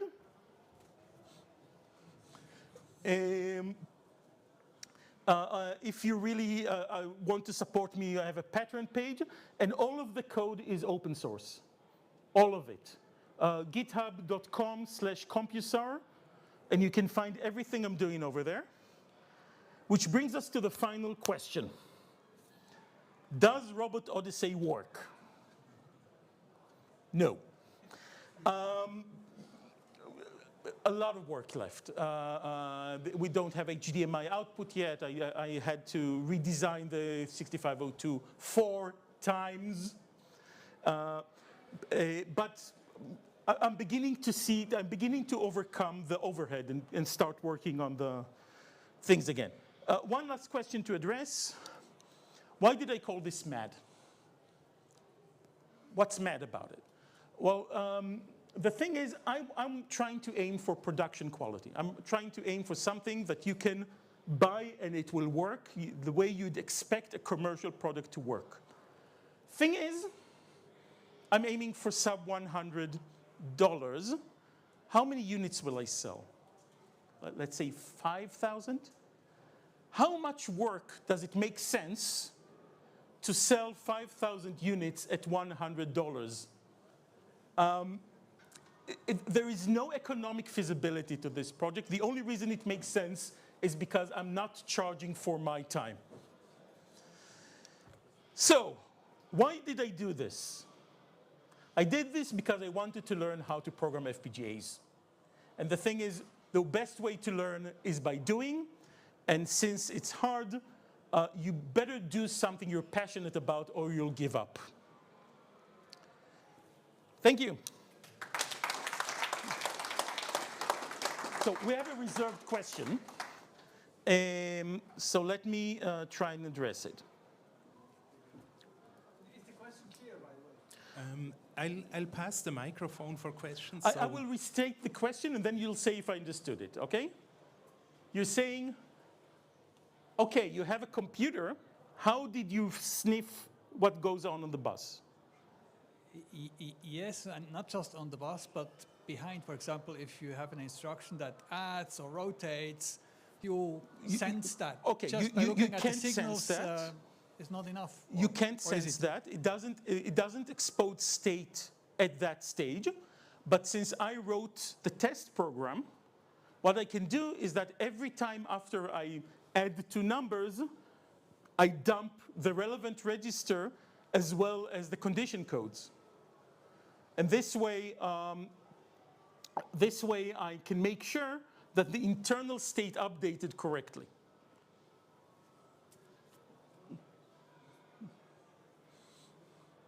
This way, as I understood it, this way, then you have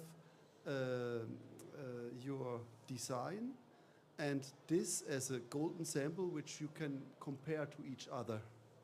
And you can check if your design is correct. But the question is, how do you get the design? You write it. Yeah. Line after line. Right, okay. So it's really manual job. Because this somehow, it reminds me, okay, in 2025, perhaps you can do something. Let this run a long, long time. Put a key AI over it, and then make it do this automatically. Okay, AI is a dirty word. No reason to be vulgar. But there are ways to make designs more modular and compact. And in fact, the RISC-V I'm using comes from an open source project called Spinal HDL. So Spinal HDL is a hardware description language that compiles to Verilog. And this is their demo project. And the reason I picked it is because it's very modular. You say, what do you want in your component, in your RISC-V, and then it generates Verilog that matches that. And so I think the RISC-V is around 300 LUTs. So it's really, really tiny because I don't need a lot. If I wanted floating point, it would be bigger if I wanted. I have also some questions.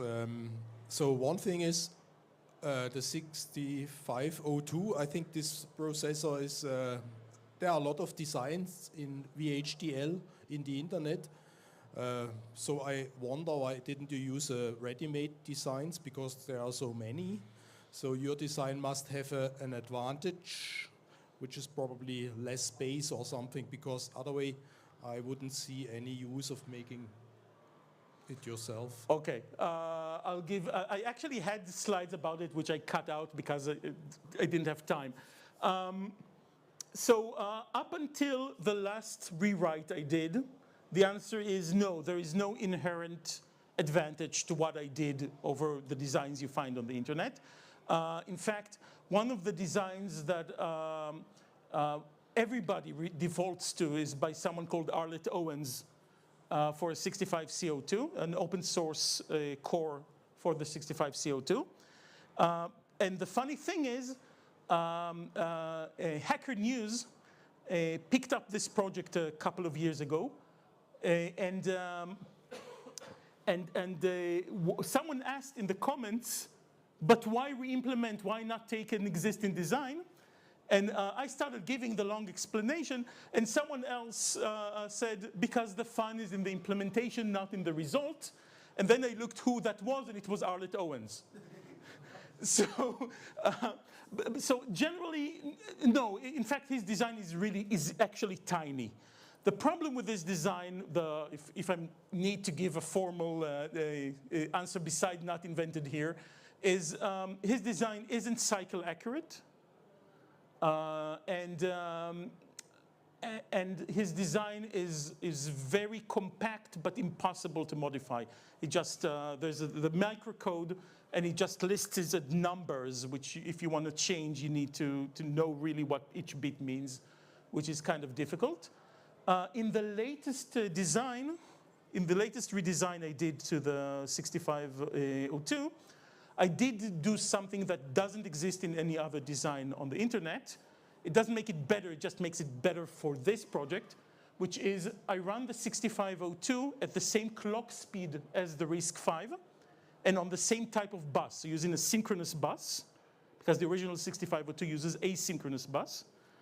And then I just use the synchronous bus back pressure mechanism to slow it down to the 1 megahertz it needs to run at. And that means less clock domains inside the design, and it means that it's a better fit. It's easier to manipulate things. Okay, then the next question. So when I look at this RISC-V, let's say we take a Pi Pico, either the old one or the new one with the RISC-Vs. So this processor, I think, would be from its calculation power sufficient for this kind of project because it's dual core. So it could do the graphics and could also do the calculations. So I would see more sense either to have the whole system in the FPGA as a full design, but a mixture of both worlds seems for me a little bit critical because, I mean, then I would fully go on the RISC-V system without any FPGA. Okay, so this throws back to the previous talk we just had about the difference between re-implementation and emulation. So if you're going to put in a modern CPU and use software in order to make it behave like a vintage computer or like a retro computer, then what you're doing is emulation. And everyone have different opinions about this, but the thing I really wanted this design to be able to do is to allow me to expose a bus and connect original expansion cards designed for the Apple II, the Commodore 64, whatever, to that bus and have it work. And that requires an actual, even if in FPGA, it requires an actual CPU behind it. So it's a matter of taste.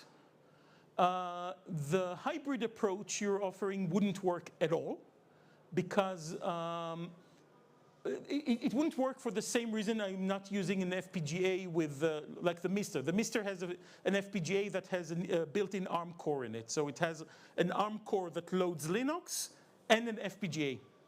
And it allows it to do things like put up a menu and then have that menu select which core you load, which this will not be able to do. It will be able to reprogram the flash so that after a reboot, it will be a different core. But it will not be able to switch cores on the fly. The reason I didn't go with a hybrid FPGA CPU chip is cost. They're expensive. If you start with, I want the bill of material to be lower than $80, then a lot of those things that people in our community do all the time because they're great. They save you a lot of time. They mean that you don't spend 4.5 years on a project and still only have text mode. But if you're looking at it as I want the end product to be cheap, then they don't get you over the finish line.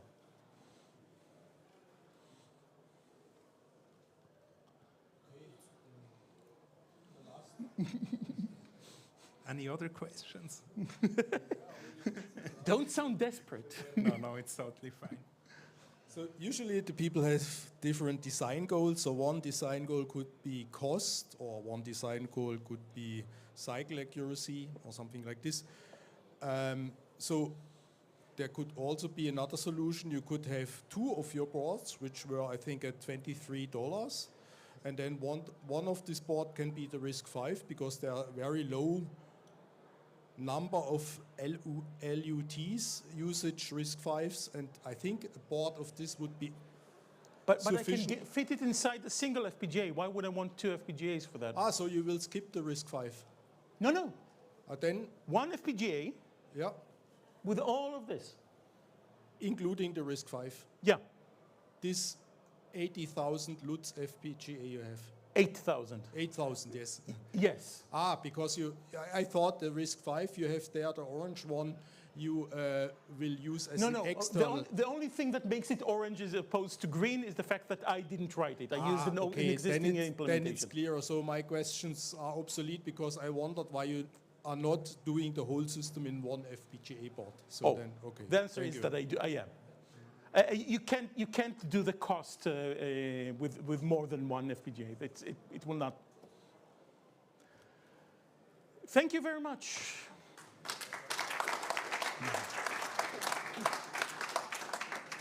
The board is here. It looks like an FPGA board. So, thanks a lot, Shemesh, and thanks for all the questions. Next presentation will be at 3. See you then.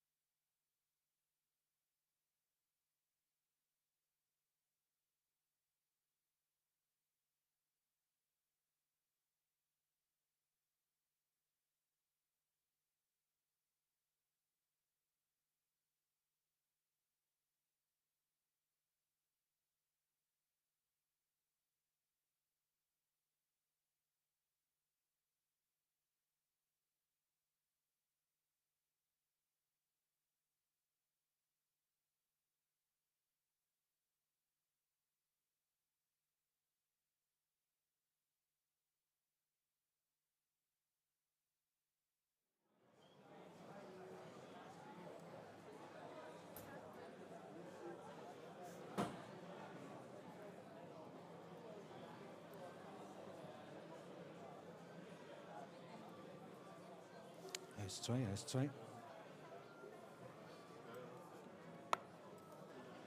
Gut. Wanna play?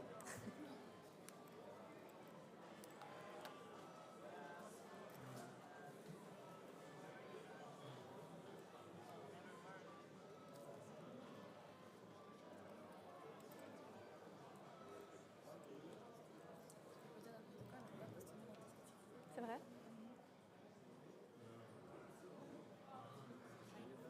Keine. Hello. Ah, ja. Sorry that I'm too late. I was standing up there and I was the booth babe up there, and then exactly in this moment someone came in like, oh, I didn't saw you in the last 15 years. And I was like, ah. For 15 years? Yeah, I started with this person. Yeah, this is the next thing you have. So people coming to you. Kennst du mich nicht mehr? Und du so. So. Are you all fine? Ah, it's running good with the game, huh? Also from outside, I don't know what the insides are, but yes. it works. What would be the best that could happen? One of them happened yesterday. No. Yes? The day before? Thursday. Yes. What happened? We got the news that Arte agrees to sign with us. Oh, really? Yes. I had a discussion that I brilliant. want to do with the master student, discuss about the articles. Ah. Yeah. I could invite you there. If it's official then, huh? Yeah, it has. It's gonna take a few weeks, yeah. Yep. There was also a discussion on Zeit.de about the articles. Okay. Yeah, it was a big discussion because they go a little bit in this outdoor game. Yes. Outdoor game. And,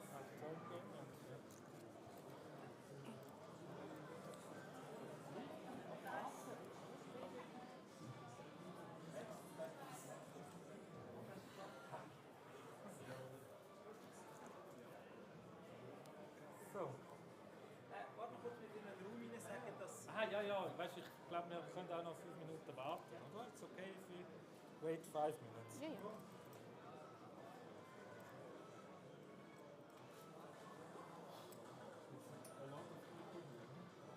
Yeah.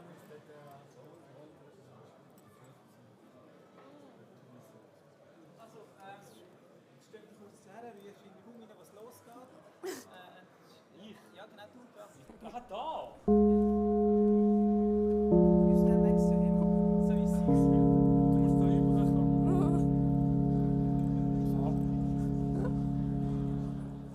Hallo zusammen, hallo zusammen, hallo zusammen. Einen Moment Stille! In 2 Minuten beginnt der Vortrag zu Girl Games hier oben. Jetzt dürft ihr alle wieder weitermachen. Tschüss! Wow, ist das fucking So. Das ist die nächste. Wow. Was horrible. What? Wow. It's fine. Yes. Ah nein, darum habe ich im zweiten noch so geschraubt. Aber ist mir echt kein Joke eingefallen oder irgendwas.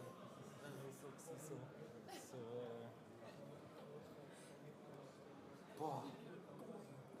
Ja, going. Ja. Aber something like Feuer. Oder so. Ich möchte Sie nicht beunruhigen. Es gibt eine Bombe hier. That's a bit too far, maybe. Yeah, they run out you could then. take something out of her game, and then we would say you have another game that you come down. And it's okay with the content generation, because this is a little bit your problem, no?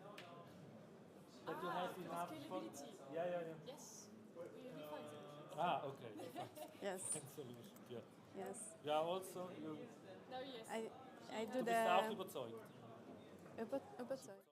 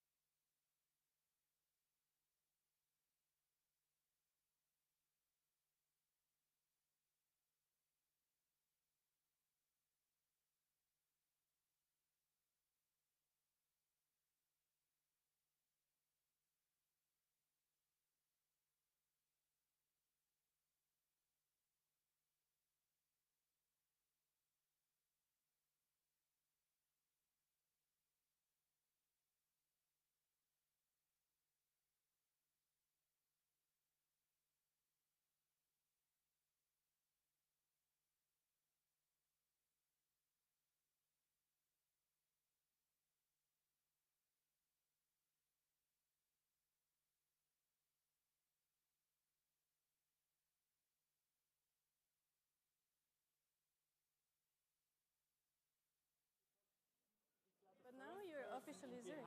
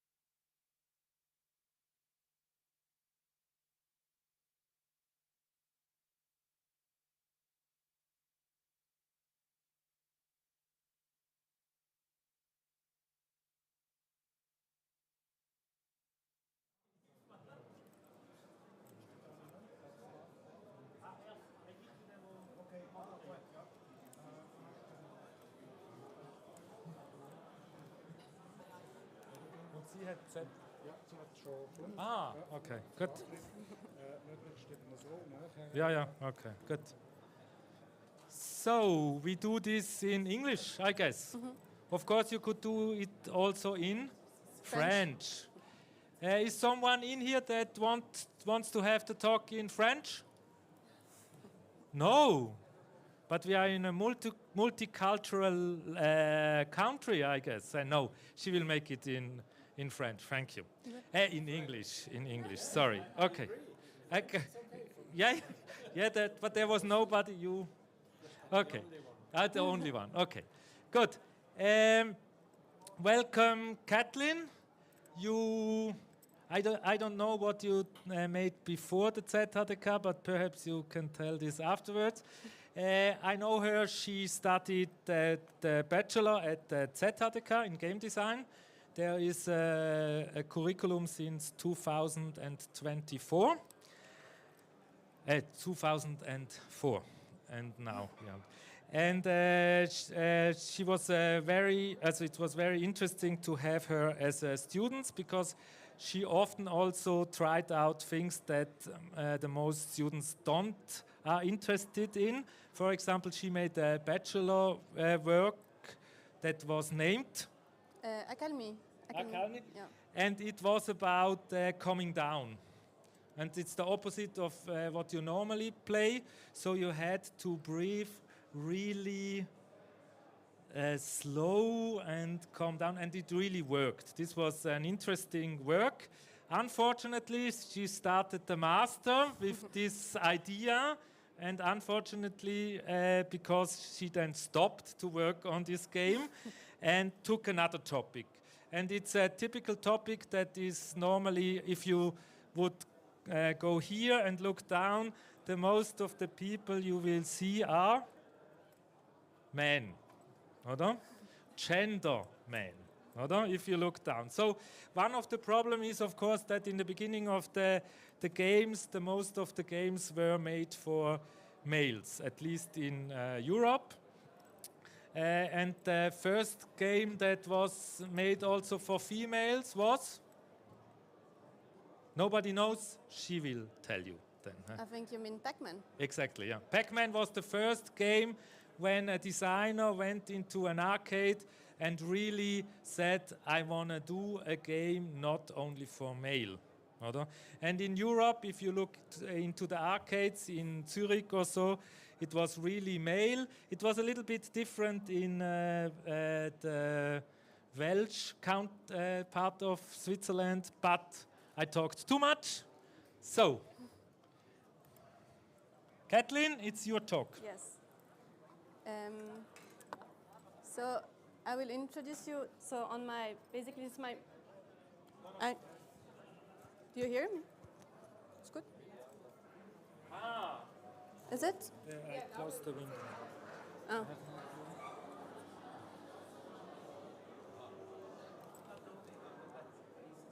Oh, yeah.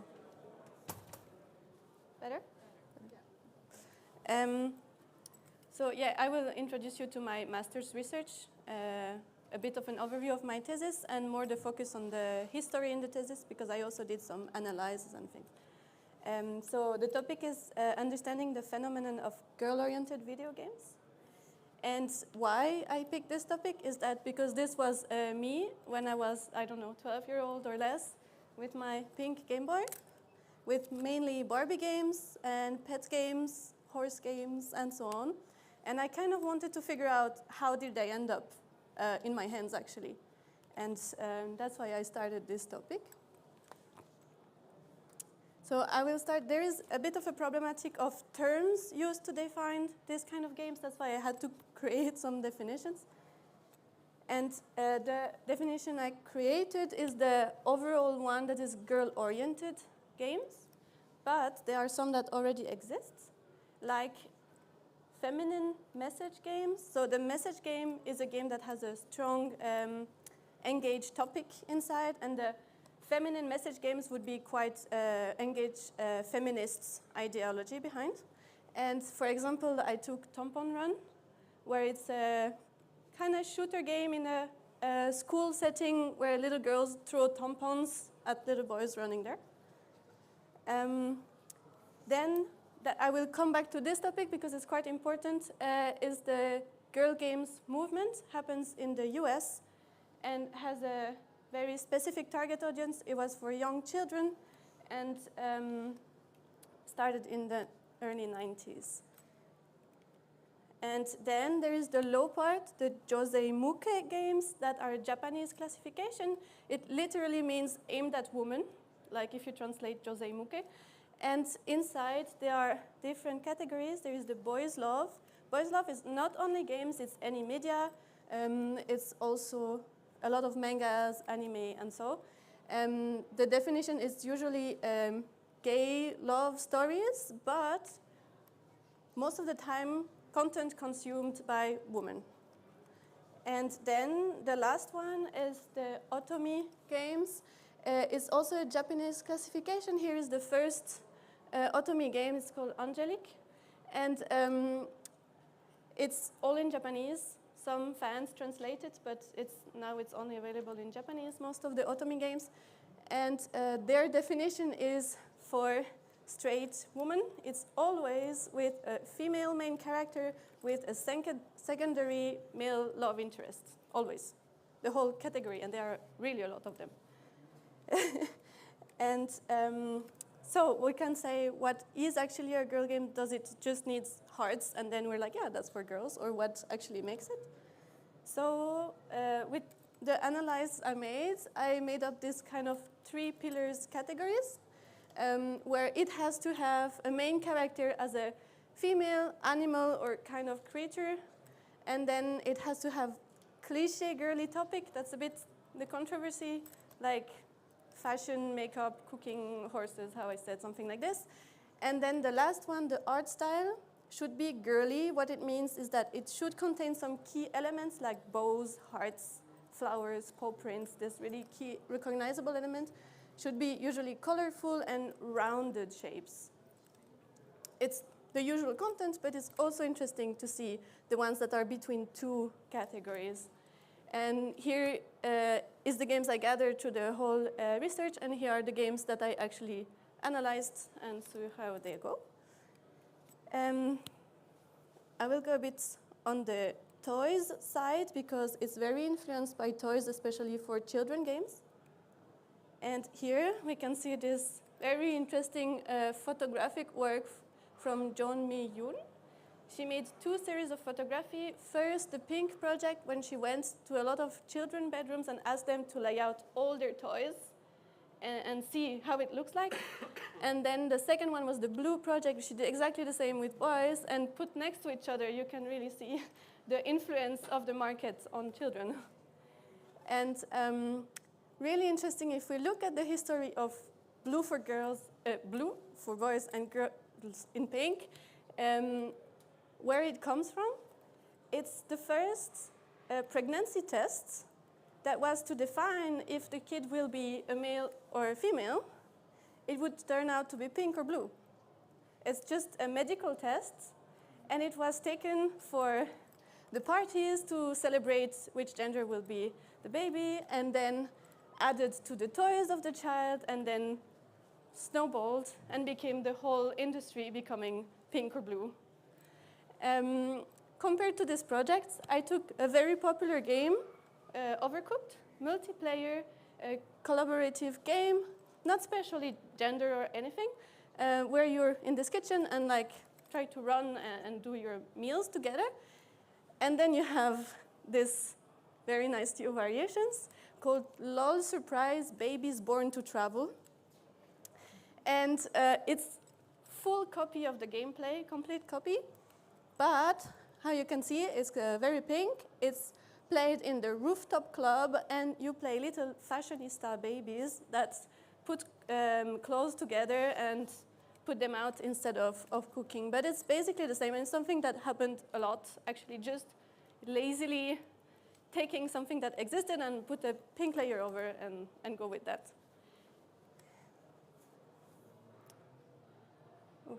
I did my own little research on this and went to the shops around last year.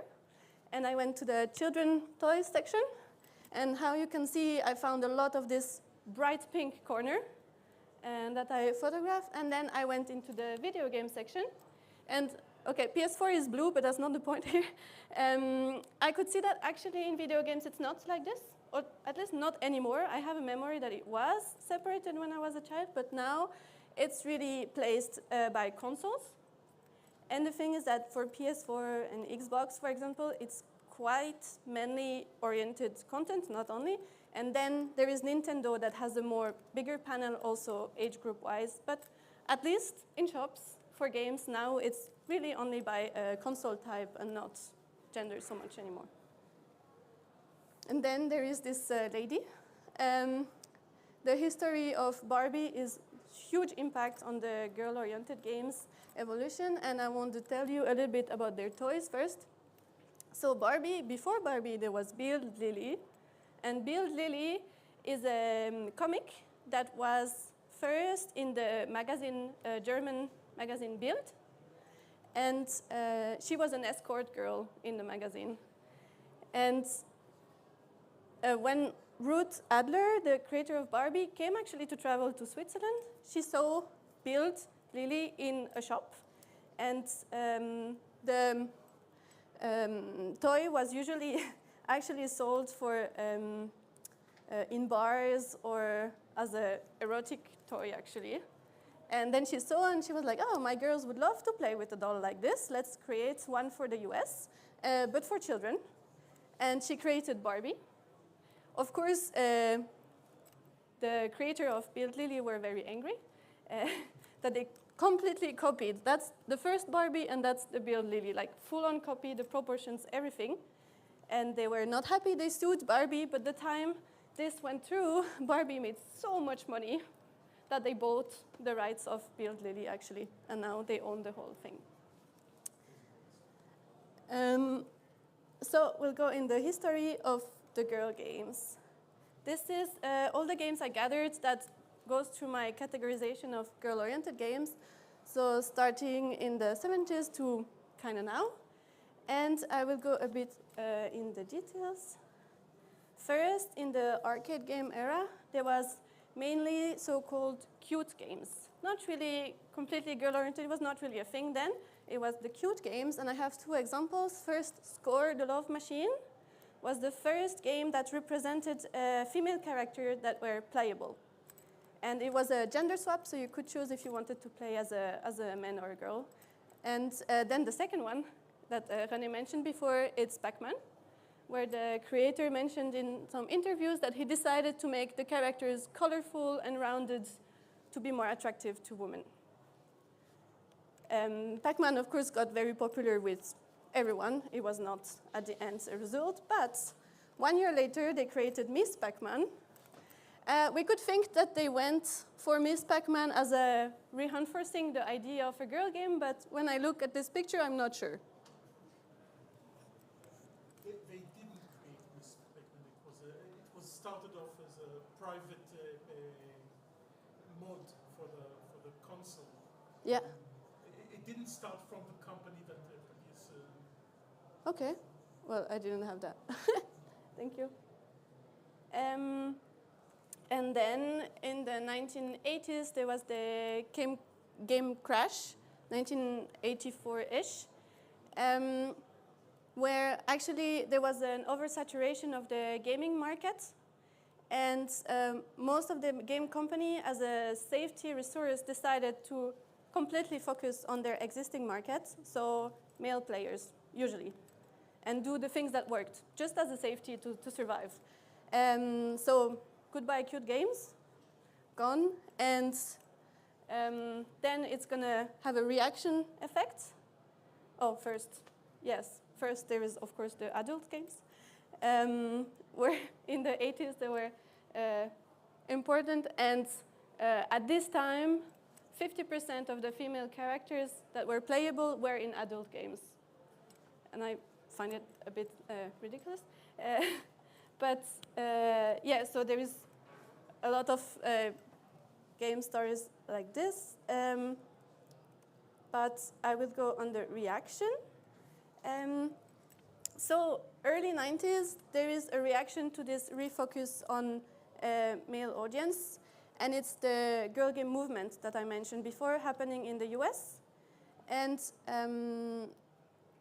like 1991 or so, there is the creator of this company, Purple Moon, Brenda Laurel, and her associate, they're a researcher, and they decided to start a research on what actually young girls want in their video games to make it right.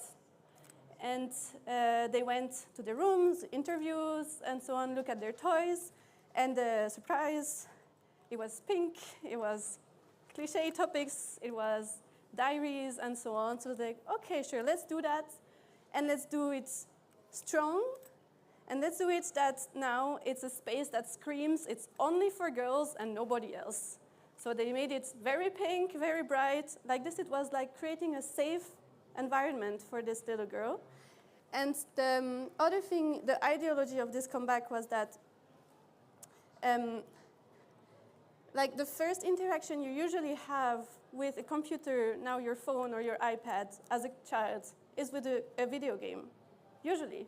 And where there was no more video games for girls, we had no more hope of programmers that would be girls or IT or anything with technology. So for them it was very like a kind of feminist move to say, let's make games that we will have also girls in this area. So that's how they did it. They went full-on girly, and those 4 companies are the 4 main companies that, or startups that went out of this ideology. It's Magnet Interactive, Purple Moon, Her Interactives, and Girl Games Incorporation.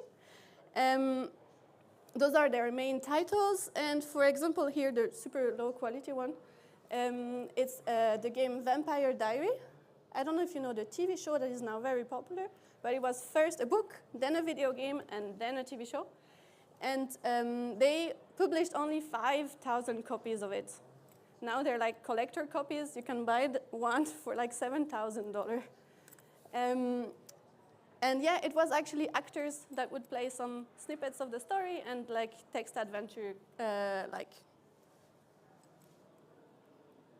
But then we'll come back to Barbie. The company Mattel, they were like, oh, let's do something about it as well. And they came on and created Barbie Fashion Designer. And they made a huge impact. Like the other ones I talked about before were like tiny compared to this in the market-wise. And this is a bit medium considered as a game because it's actually more of a little tool where you can draw on the dresses and the outfit, and then you can print it on a textile-like paper, cut it out, and then you can put it on your doll. So it's between a game and a tool to dress up your doll. And well, even though they had a huge success, Mattel didn't like concurrence. So what they did, they wanted to be the biggest, and they bought the startups, and they published 1 or 2 follow-ups of the games of the startups I showed before, but basically they ate them and no more of the startups. During this time, Ubisoft did their own little travel, The power of Ubisoft at this time, or still, is that they have studios a bit all over the world, and they created series like Imagine. They have 46 variations of this game, and each of their studio did one, and then they created a really lot of them. Then there was the Pets and the Sabrina the Teenager Witch, that is also now a famous TV show. And this worked really well. And a few years later, when the girl games were still in, but slower for Mattel refocused on toys, Ubisoft bought the company that Mattel created for games. So now, Ubisoft is the owner of basically all of the girl-oriented games, or the ones that were big marketed.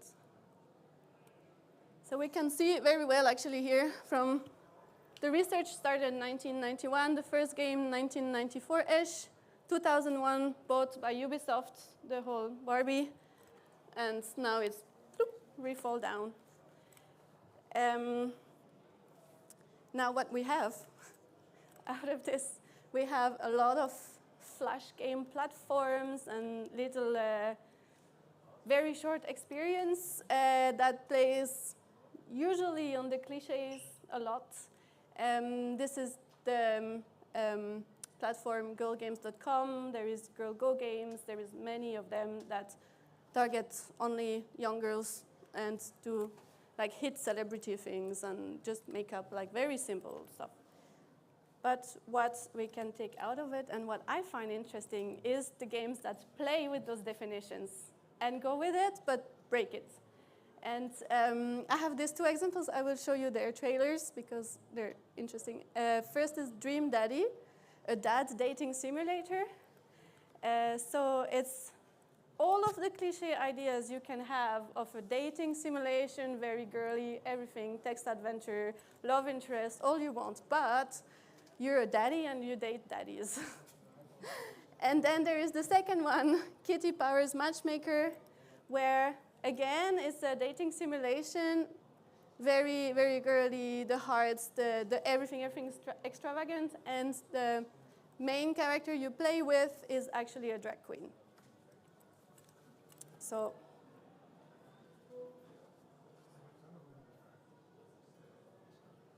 is the sound working?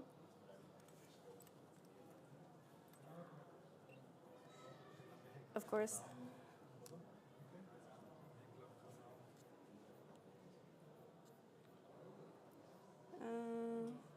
Sorry.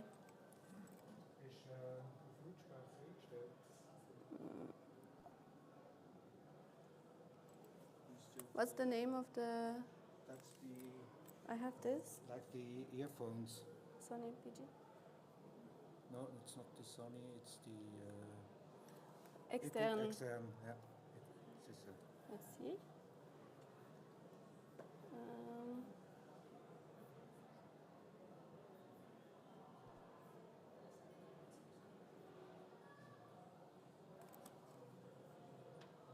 No.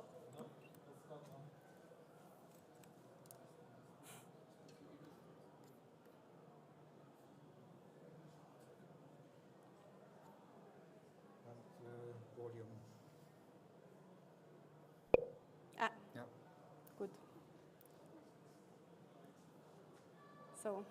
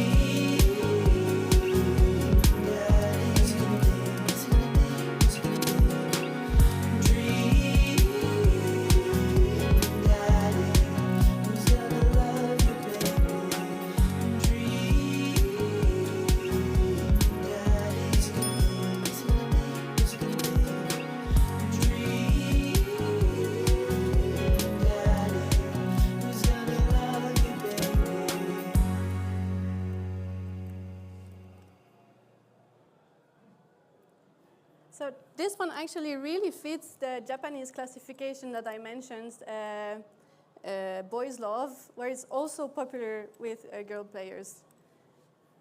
And then the second one, no, here. You, yes you. Do you want to improve your romantic prowess? Learn the ins and outs of dating? Well, now you can get hands-on with Kitty Powers Matchmaker. Ooh, hello kittens. I'm Kitty Powers, matchmaker extraordinaire. As we all know, the path to true love is long and hard, which is why I've created my new dating simulator. Run your own dating agency and become a lovemonger supreme. Well, I never. I've got a little black book full of lonely hearts, and it's your job to find them love. Help them through delicate dating dilemmas. Guide their passage through the turbulent tunnel of love. You can play with yourself or do it on the sofa with friends. Outrageous! Hello Kitty Powers Dating Agency. You can even matchmake your mates and send them on dates. We'll end up in the penthouse of passion or the dustbin of broken dreams. Sounds scary, doesn't it? But don't despair, kittens, because I, Kitty Powers, will be there for you every step of the way. Every client deserves their happy ending, and it's your job to give them one. Well, Kitty Powers Matchmaker. Out now on Steam. Yeah, and this one's also interesting, knowing that the person that is Kitty Powers was actually working at huge AAA studio and had as a hobby being a drag queen and decided, let's make my own game about my hobby, and created her own company and made this game. So, no, thank you. If you have any questions.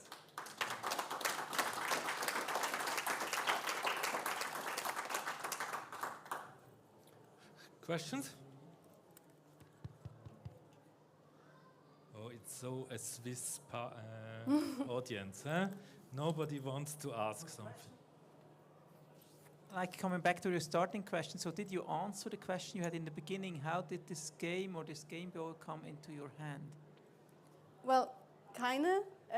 I was definitely in the target audience of the girl games companies in the 90s, early 2000s. And yeah, I think that was the answer I found out. It was really targeted and made for me. And at the end with the toys research, I also don't know, did I decide I wanted these games? Did my parents decide it was for me? Or did just the marketing in general was like, pink is for you? It's yeah, still an open question in this case.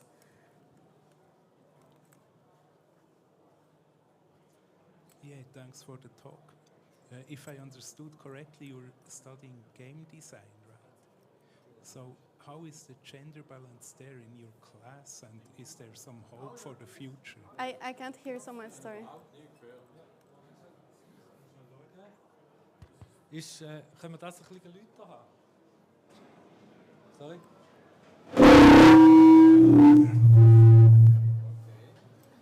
Jetzt ist es lauter, oder? Okay. Ja. Achtung, du musst da über. Du kannst schnell oder über sitzen. Yeah, thanks for the talk. If I understood you correctly, you study game design. So I wanted to ask, how is the gender balance in your class? And is there some hope for the future to have more woman-oriented games? The question was, you understood? Yes. Okay. I actually finished last summer the master's, and I think my bachelor year was the first one to be full 50-50 boys and girls studying game design. No? Or close? I think it's something like that. So goes up and down, Okay. but yes. Yeah, and in the masters it was also mixed. Actually, it was it was pretty mixed. Also if I could answer as a person from institution, we always try to have 50-50 in the normal, in the curriculum, in the bachelor. In the master it's more difficult because there it's a little bit more male, but this year will be a lot more female. But this is not normal for the European industry. In the European industry and also in a lot of education programs, it's the opposite. No? And another question would be how female topics were represented in your bachelor or master? What do you mean? I don't have, just are there some, the problem is a little bit that in games you don't very look on specific topics, female or male, or? Yeah. Also, in my opinion. But was there something against that you could make a topic that was interesting for you as a woman? What a stupid question, but I think we could do anything we wanted, actually. But yeah, no, in general, there was many things. I think we were kind of also encouraged to have female main characters somehow. Yeah, okay, yeah. But the topics, like, makes... Yeah, I think it's really, and one thing is that we are at the public school, so we had to, it's okay that we do it. No, it's also wrong, sorry. Yeah, it's normal that we do this and it's 50-50. And I would also say there are no restriction, I would say. But if you, for example, look, of course, into the industry, then you see not all things represented that you as a person would play, I think. Yeah. I think we find a lot more games that are a bit more girly in the indie games right now. Yeah, exactly. But not in the big studios. Yeah. But there is hope. It seems that the last year was the first year where there was more, there was the indie games made more, not money, but was heißt Umsatz? Revenues than the mainstream games. So therefore it could also go more into this direction, but there was also another question. Thank you for your talk. It was very interesting. What I would like to know, if you design a game in your future as a game designer, what would you do differently? Because these games they play on the stereotypes. Would you keep that to get the girls to the computers? Or would you like to change something about the game designs to make it more, I don't know, better? Actually, at the end of the master, we had to create a game on the topic. And I made a game with all of the girly cliche topics in it, or I tried to put the maximum as possible. And I made the player play with the level of girliness that the player can reflect himself on what they like. And it was interesting to see it also in showrooms, like seeing people approach when there is 20 games and they can go to the ones, and some people are like, pink and dress up stuff. No, they don't even try without knowing that there is inside all the layers from very neutral game to very girly. And it was also funny to watch this first gut reaction, like, no, not girly stuff, you know. But yeah, that's why I felt like I needed to put the stuff inside, but still have this second layer of reflection in it.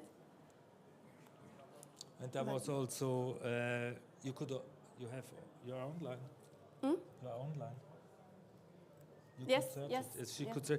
An interesting thing with the game was also that there was a twist inside. So if you put together what you want to have there, but every time the whole design changed, so that people were playing this game and saying, "Oh, I wanted to have this furniture and everything," but it's changed in the last moment. So the expectation was expectation was to collect, to do something, but you didn't got the correct thing, or if I'm right. Perhaps you explain it again. I have. Okay. You have to.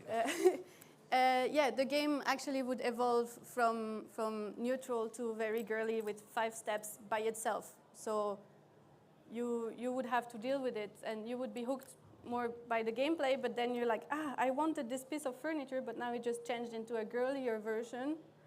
And you're like, I missed the one I wanted, and you see the flower in the middle. Every time you would pull a flower, it would, a petal, it would evolve the game to a girlier version of the absolute whole game would change to girlier. Every time you would want to go further in the game, actually.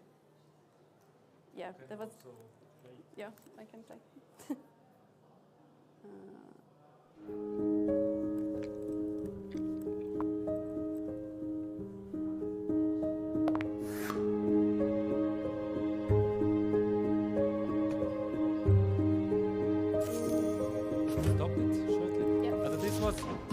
In the making a very interesting thing, because you have this flower up there, and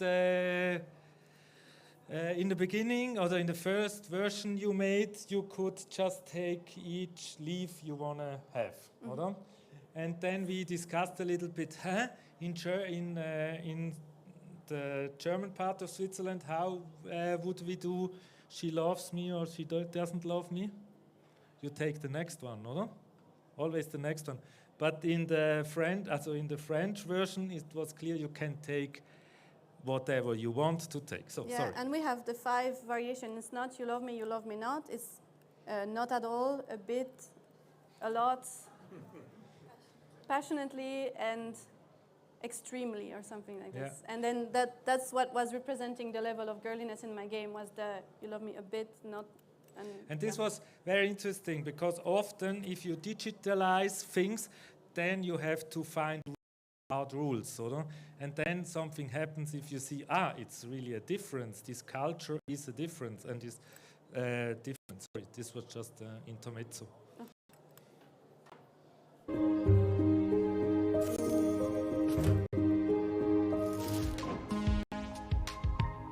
What do you do now here?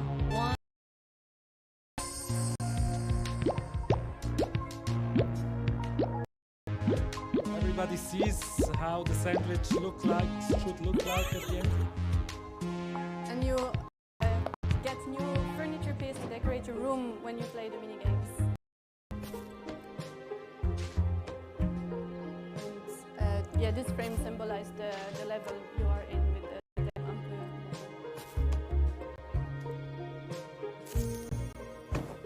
You have seen how it changed everything? So you don't what you want, or no? It's the opposite of BCVic. This was the dancing mini.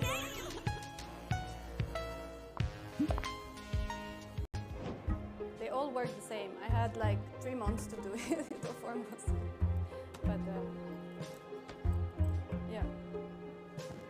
And the interesting thing was really that a lot of the audience was really playing the game, or at the first moment you would say, why should I play this? There was another twist at the end you didn't told. Yes, true. I mentioned the Barbie fashion designer. At the end you could print your thing and dress your doll with. And there is a lot of other girl games that have this printing mechanic. There was one where you could design nails and then print it on paper and then cut your nails and glue them on each nails. And the idea was to replay with that. So each person would decorate their own room, and then they could print it on the sticker right away and have their own personalized room and take it home. So it was coming out as it was somehow like a digital twin, a sort of digital twin. So is there printing. Another question coming up?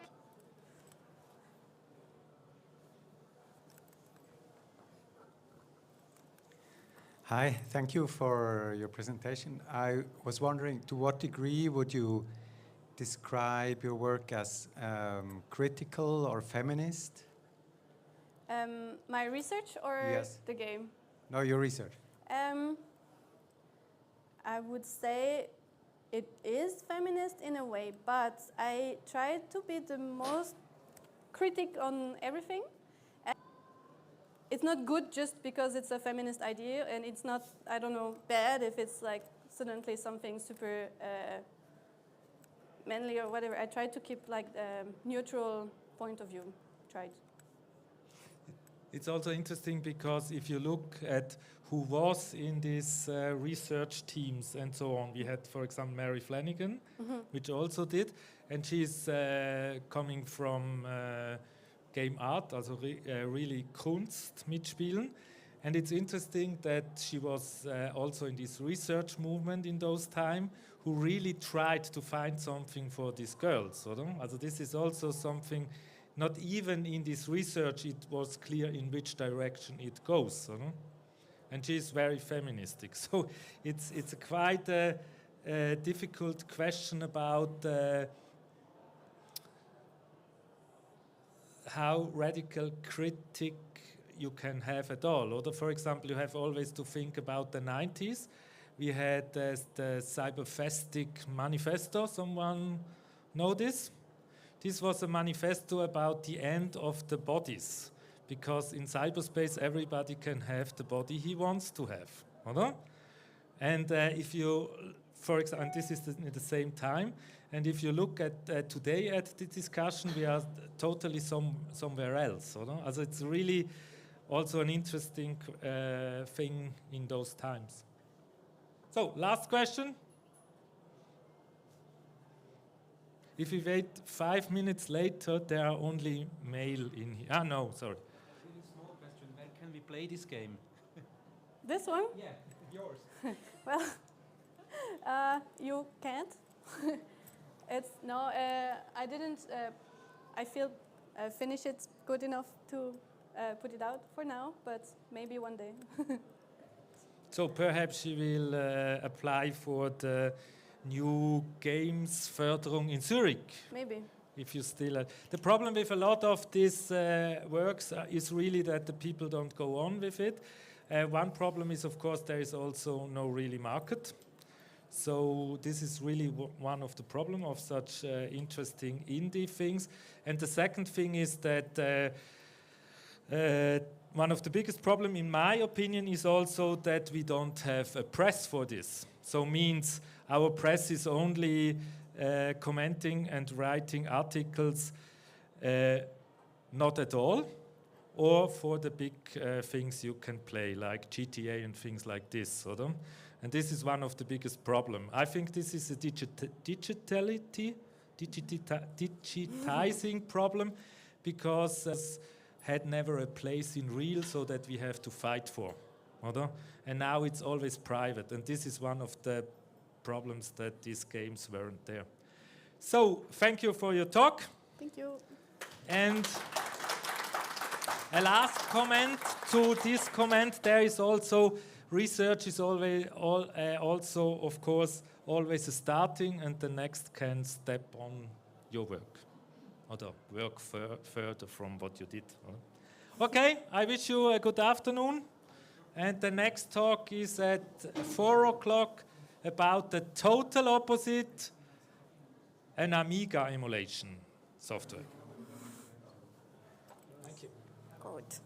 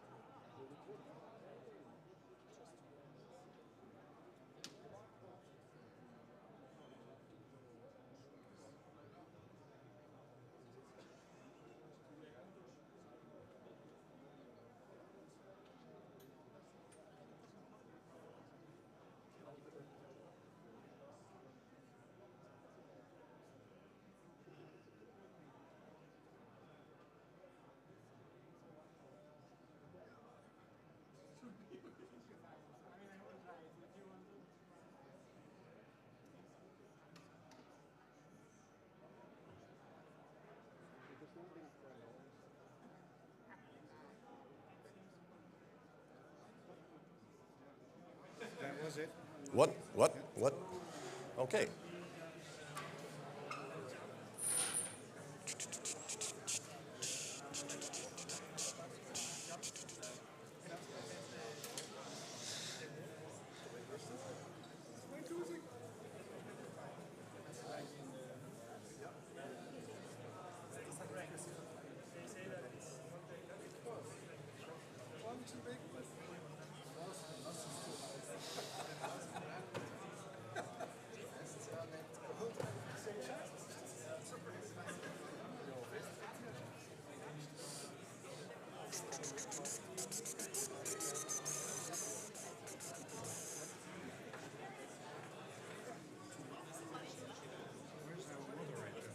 I have no idea, but I can do it myself if you want. I can introduce myself. Hey! Well, you know, we typically do something like... Announcement. Announcement. Yeah, that would be good. Would you like to do it yourself? I don't know. Wouldn't it be better to do it in the local language? I guess. No. It's in fine. The language that is being presented. All right. This is the mic for the outside. I'll play a gong. All right, so sure. that you have the attention. Okay.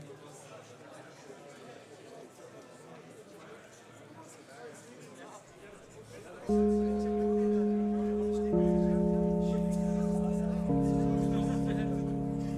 you can do it yourself.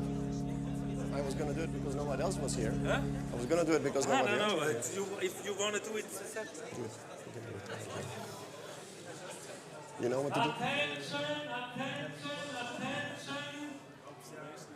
The next talk will begin in 2 minutes, and it's about the most important thing, because in 5-6 years, every computer here is broken, and you need an emulation. Now the talk starts about Amiga emulation, up here. Oh, shit. Bing, bing, bing!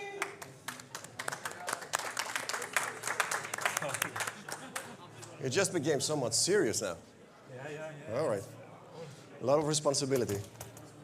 So, we wait 1 minute. Sure, yeah.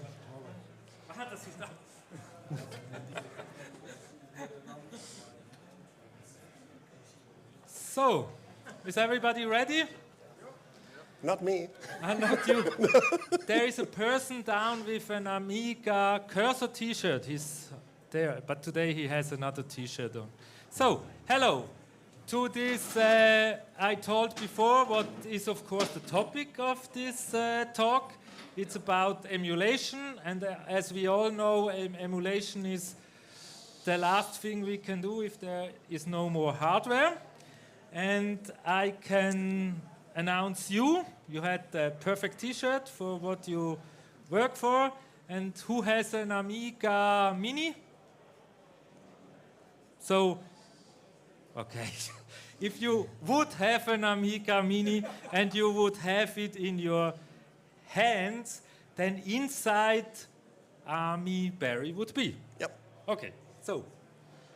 Hi. It's nice to see you here. My name is Dimitris. I am the author of a project I call Amiberry.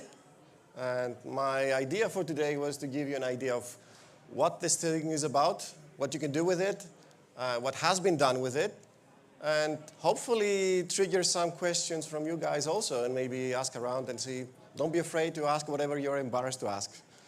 It would be more interesting to get some feedback. So I think we'll start at the beginning because maybe not everybody knows what Amiberry is, so I thought I'm going to lay some groundwork. You probably have seen this device somewhere over the world. This is a Raspberry Pi, specifically the Raspberry Pi 2, and this is the reason Amiberry exists today. We have to take a trip back a few years, back in 2016. This was becoming very popular with emulators of all kinds because, of course, it's very affordable, easy to find.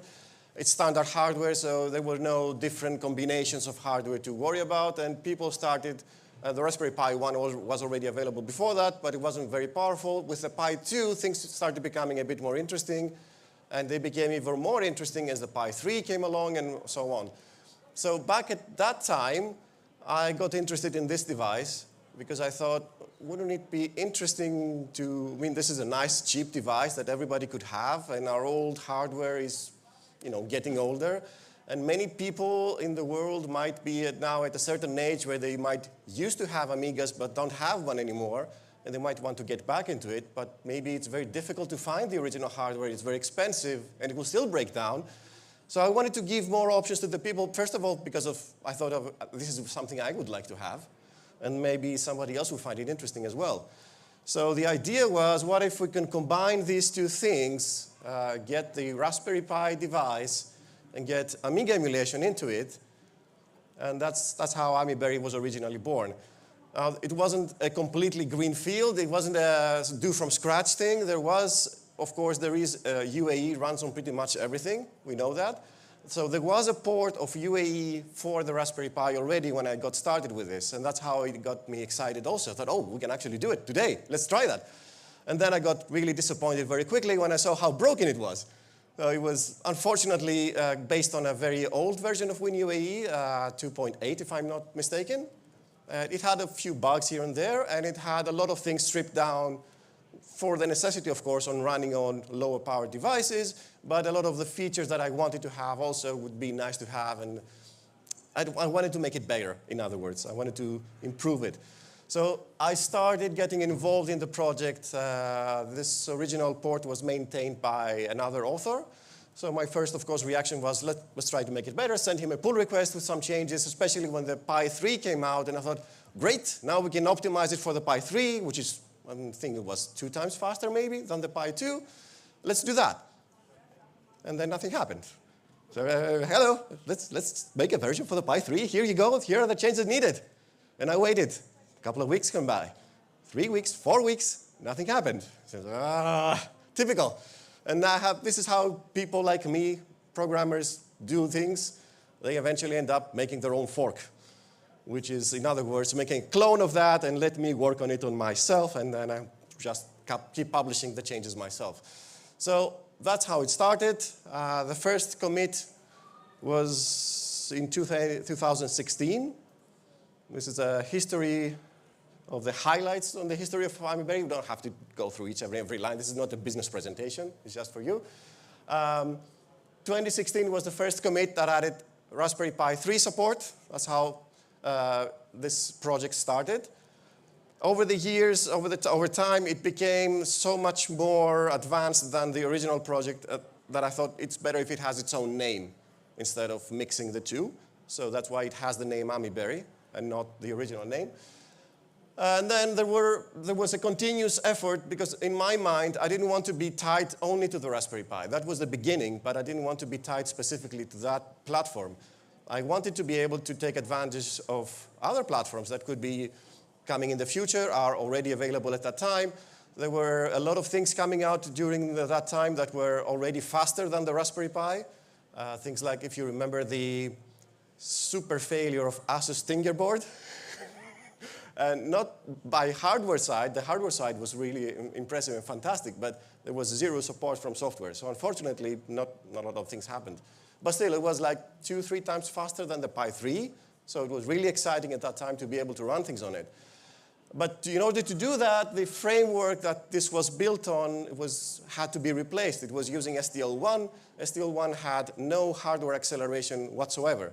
It worked on the Pi because it was also using an ancient, derelict, abandoned, obsolete backend that was called Diskman X, which was Raspberry Pi specific for display hardware. It was super fast, but it was already deprecated back then from the Raspberry Pi Foundation. So you knew the clock was ticking. This won't be the future. So I thought, okay, we need to move it to something else, like STL2, which is more multi-platform, hardware acceleration for hardware graphics and the GPUs and stuff. So that happened on September 2016. I started working on STL2. February 2017, then there was a new version with a lot of bug fixes and improvements and all. And it kept going on from then, as you can see. The code from WinUAE started to be merged in, so we updated it from 2.8 to 3.6 back in 2018. And then once we got to a rather interesting stable base, many of the big bugs at least were fixed. You never fix all the bugs. There's always going to be new bugs, but at least the major annoying bugs were fixed. And we had a newer emulation core in there, so a lot of the accuracy was improved. We started thinking, I say we, but it's mostly me anyway. There have been people that contributed over the years. And it's fair to say we, especially about this feature, because this was implemented by someone else. Which was a great idea. You know, like in WinUAE, you have floppy disk images, which is great. It just emulates the real hardware. You insert a floppy disk image. You have configured your machine, your virtual Amiga somehow. Let's say you're emulating a 500 or a 1200, and it boots. That's fine, but then you also have 1200, and then you have games that support AGA, and games that wanted more RAM, and maybe CD32 as well.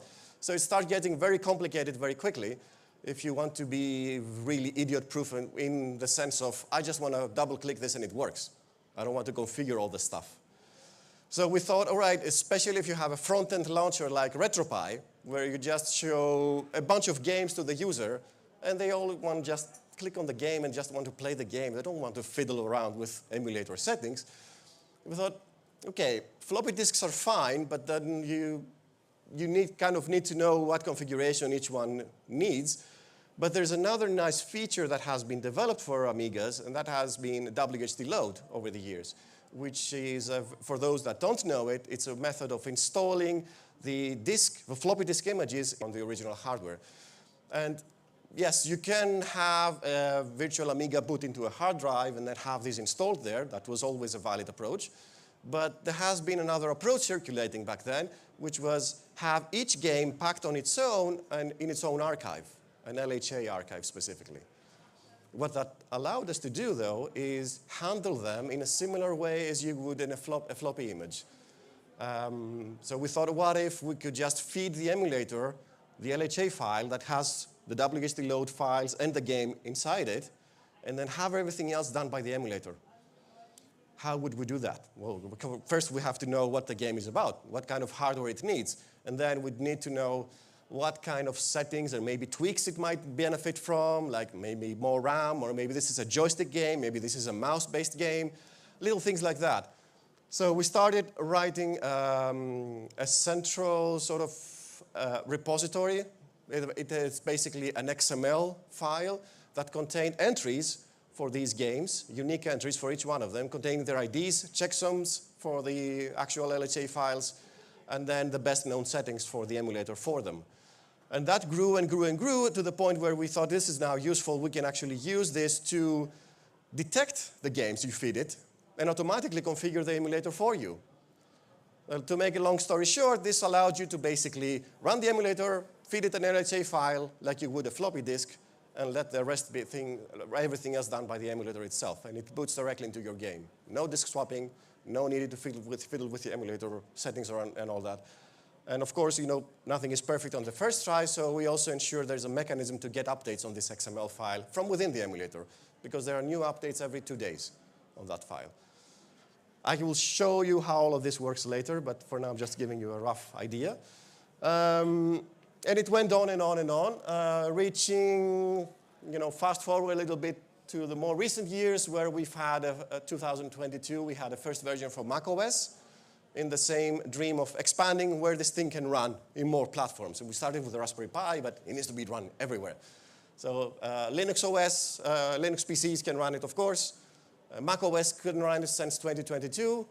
And later on in 2022, also, we had the first Flatpak version, which means it now runs on the Steam Deck and other distributions that use Flatpak. And moving forward further, last year there was a separation. The reason for that, the separation in the names. So Amiberry has become from one project, essentially two different, very, very similar, but different projects. One is called still Amiberry, and the other one is called Amiberry Lite. The reason for this distinction is that as WinUAE kept progressing, and I wanted to keep up with it, it reached the point with version 5, where Tony, the author of WinUAE, rewrote the chipset emulation code to be more accurate, which is great, but there's always a but in these things, it became 3 times slower. If I have a fast PC, like WinUAE is targeting Windows, as you know, it's fine, nobody even notices it. But if you run it on a Pi 3 or a Pi 4, it means that if it was running full speed just barely before, now it's just no way. It's not fast anymore. And then that sorely, I kept it as opposed, a separate branch, essentially, for a while, keeping both things. I had one branch with the latest changes of WinUAE and one branch keeping up with the previous changes that were still fast enough for the Pi in the same repository, in the same project for a while, hoping that maybe this could be optimized somehow in the future. But the more things kept going forward, the more I saw this was not going to happen. It's actually becoming slower with new versions because it's improving accuracy more at the cost of performance. So at that point, I had to make a decision and say, okay, how do we move forward by keeping up with WinUAE, which we want to, but also keeping some sort of version for the performance that still runs on the Pi, at least the Pi 4, maybe. That made the split necessary. So Amiberry itself has currently the latest WinUAE version of the chipset emulation and everything else inside there, and all the latest features. And it's meant mostly for the more powerful systems like macOS, Linux PCs, anything faster than a Pi 5, essentially. And then there's Amiberry Lite, which is still going to be getting cherry-picked updates from the latest Amiberry, but not changing the core emulation that would break the performance. So it's kind of the best of I could think of, at least. Right now, there have been new releases for both of them. These were done just a week ago. So these are their latest current versions. And there have been a shitload of changes in them, so it's way too many to list. But we can go ahead on the release page and see what has changed. It's way too many. Just a short version of the changes is that we now have packaged versions available. So for example, or if you're running Ubuntu or any other Debian or any other Linux distro, there's a deb package or an RPM package that you just install like any other package. If you're running a Steam Deck or anything similar, there's a Flatpak package that does it for you. And if you run macOS, there's a DMG image that you just get it extracted and install it like any normal macOS app, which is also notarized and signed with a proper certificate now. So macOS will not complain that, oh, this is insecure, I'll just delete it for you, which it does, by the way. Now, short list of versions. Yeah, I mentioned a few things already. I'm just going to mention that there are some unique features besides the WHT load support that have been developed specifically for Amiberry that, as far as I know, don't exist anywhere else at the moment. There was one that we kind of replicated what WinUAE was doing because it was Windows specific. That's this one, host run. The idea with that came from the author of AmiKit, where, if you're not aware, AmiKit is a distribution for WinUAE, a pre-installed sort of workbench with a lot of bells and whistles. And one of the features it had, since it was running on Windows, was taking advantage of a functionality of WinUAE that allows you to launch something on Windows from inside AmigaOS. So essentially, AmigaOS calls a hook on the emulator sends it to the operating system, and it launches something for you. but that used a very Windows-specific mechanism, so it couldn't be transferred over. So we kind of re-implemented that functionality in a way that can run everywhere else. Short version of that, I will show you later with some screenshots, but what you could do is, for instance, open up, with the command from inside AmigaOS, open up a browser, open up Chrome, for instance, and it will pop up in front of you. Or maybe send an MP3 file to be played in VLC, or an MP4 video or something. And that can be very transparent. You can also associate it with file types, so multi-view can open them directly, for instance, and it's like a hybrid solution between the operating systems, especially since we don't have a really good browser on AmigaOS, unfortunately. So this allows you to use the native ones. There have been also other interesting features. Custom control mapping and RetroArch configs, on-screen keyboard. This one might be interesting for some of the people here, having real floppy. Does anybody still have floppy disks around? There you go. Do you feel the need to copy those floppy disks, maybe immortalize them for the future, digitize them somehow? Well, now you can. Rob Smith, a great guy from the UK, came up with this idea of creating a project that not only a hardware solution, but also an open source library that allows you to connect with different controllers and floppy drives of today. So not necessarily Amiga floppy drives, but you can take a PC floppy drive, and even a USB laptop floppy drive, and hook it up to an emulator like Amiberry, and actually read the contents of your real disks. And also write them back, of course. So you can have an ADF and write it to a floppy disk, or you can do it the other way, read the floppy disk, write it to an ADF, or just extract the files you want from there, which is super useful for anybody having actual floppy disks today. Blah, blah, blah, blah, who cares, right? Some interesting projects using Amiberry that you might not have heard of. I had a friend that he was always nuts with Lightwave since we met back in '96 or something. He was crazy with Lightwave, and he still is. He still has the original 1200 Amiga. He still has the original 060 machine rendering frames on Lightwave. So I told him, I'll save you from your misery and try to make something faster for you. Let's make a render farm using Amiberry, and let's say use Raspberry Pi. Since they're cheap, you can have many of them along the side. So we built. It started like a crazy idea that you talk about with your friend, in an afternoon, and it became an interesting project that I have documented in blog posts and details of how you do this. But the end result is that he still has his Amiga because he will never let go, of course, but now the Amiga can just lazily sit there giving jobs to the cluster of Raspberry Pis. And yeah, render that frame for me, will you?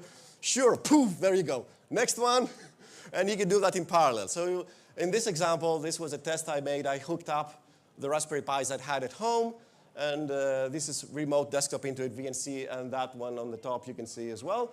And they are just rendering frames for Lightwave at the same time in parallel. So you had a scene that, because he's crazy with it, of course, he would make scenes and animations of thousands of frames. And imagine if you need, on the real Amiga, I don't know, 20 minutes, 30 minutes per frame, it's a huge number of, I don't know, hours, days maybe? So this allowed him to create projects that would finish in a matter of hours, even if they were huge. And some of these projects actually took part in demo competitions and won first prize because he could make them and finish them on time. So it was really interesting for both of us to see this done. And he still uses it today. He's just upgraded his Raspberry Pis from 3 to 4, so they render a bit faster now. This is an example of host run and how you would use it. On the left side, you could see well, maybe you can't because it's small, but if you had a magnifying glass on it, I can read it for you. The first command says host run Chromium browser. The result would be just open up Chromium here on the Raspberry Pi. And the second command is host run Chromium browser, and you give it a URL as well. And that opens up Chromium with a URL in it as well. So it's just a small example that launches the browser from within the shell of AmigaOS onto your screen directly. You can use it for any other thing that is accessible from the system, any command that you can access there, which also means it's a bit risky, and that's why this is behind an option if you want to allow it or not. Otherwise, you could nuke your system easily. AmiKit uses Amiberry. You may have heard of this. Is AmiKit running on an older version of AmiKit. This is 10. But there are also commercial projects that use it, like we mentioned this one before. This uses an older version of Amiberry out of the box, 3.3, I think, or 3.4. A bit chopped up, modifications and all that from them. This also runs Amiberry, newer, more modern device, newer version of Amiberry as well. Did any of that get your attention? Do you want to know how you can get Amiberry today? Well, like I mentioned before, there are now ready packages, so it's way easier to install than it used to be. Back in the day, we had to manually install all the libraries you need to, and then download the zip file, extract it into work like a portable app, so everything had to be together in the same folder. If you really, really want to do it that way, you can still do it that way. There's still portable version support, but I think it's easier if you just have a deb package. You just say sudo apt install that, poof, and everything comes with it. Versions are available on the first link up there. That's the official GitHub project page. And I will show you also on the browser here. There's more links than these actually, but there's no room here to show everything. There's an Facebook Amiberry page. There's a Discord channel. There's a thread in EAB. There's a Blue Sky account you can follow. There's a Mastodon account you can follow. And there are also donations you can make on the Ko-fi link down there. Because as you probably know, open source developers get no money out of this anyway. We have no illusions about that. And this is the GitHub page that I mentioned before, which has the README. There's a very, very detailed wiki here that has a bunch of documentation about things, and it keeps getting updated almost every day. I just updated some things today in here, for instance, to hopefully make things easier on you, on how do I do this or how do I do that. Explaining also each and every panel of the GUI here. So for instance, if you go to custom controls, you will see a screenshot of that and what you can do in here and explanations and so on. There will always be questions, and hopefully they will be coming up to the surface so we can make this better and not just kept under the seats and under the table. And the issues page here is when you can go and file a bug report, for instance, if you have something like that. Or maybe you have a question or such. There's also a discussions page here that you can come and open up a discussion like a thread. But like I said, there are other places you can do that if you prefer. EAB has a thread called under English Amiga board support. There's a support Amiberry now. So you can also go here if you prefer a normal forum. It's fine. I monitor everything. I have no life.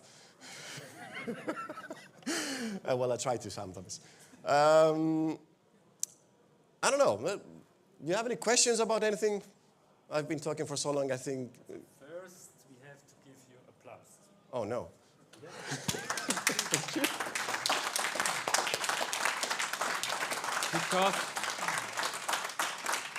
Because we all profit from your work, huh?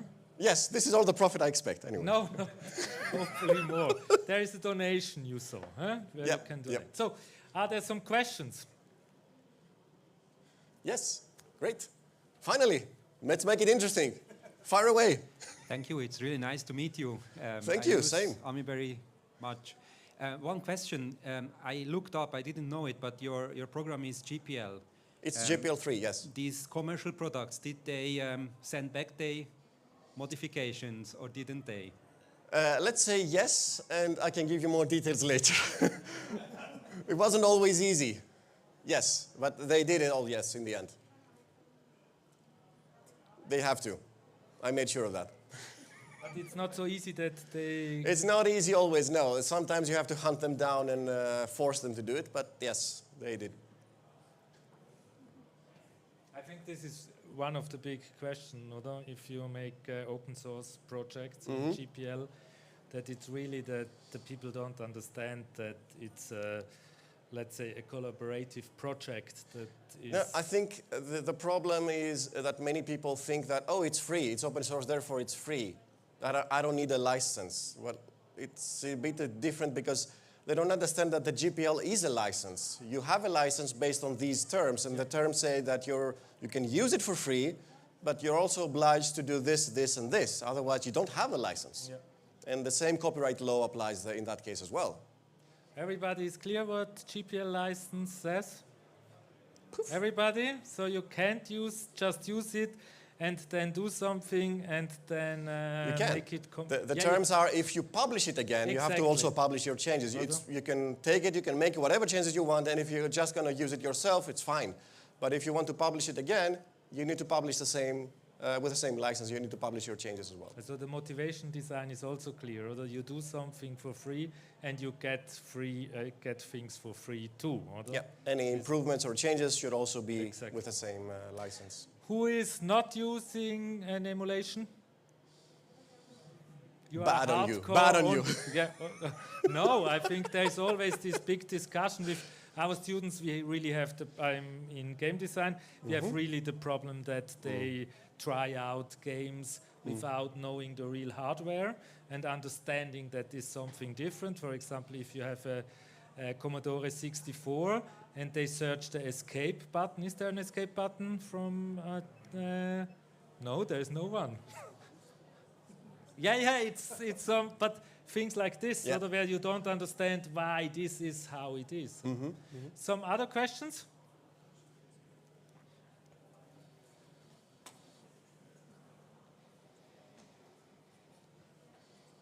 Is the Amiberry fast enough to run on the Raspberry 5, or is that it's good that, thank you for asking that, because I wanted to mention it and I almost forgot. The Raspberry Pi 5 is the only device of the Raspberry Pi line so far that can run both versions at full speed.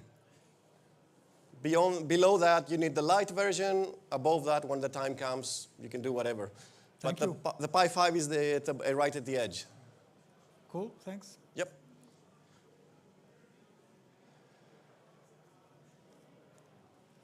So?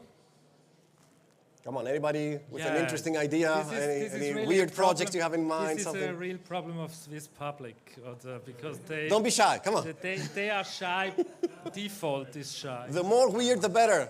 Yeah, I would be interested in the history of, I mean, if it's fitting place, if you feel like talking about it a bit. The history of the project the whole itself? Project, yeah.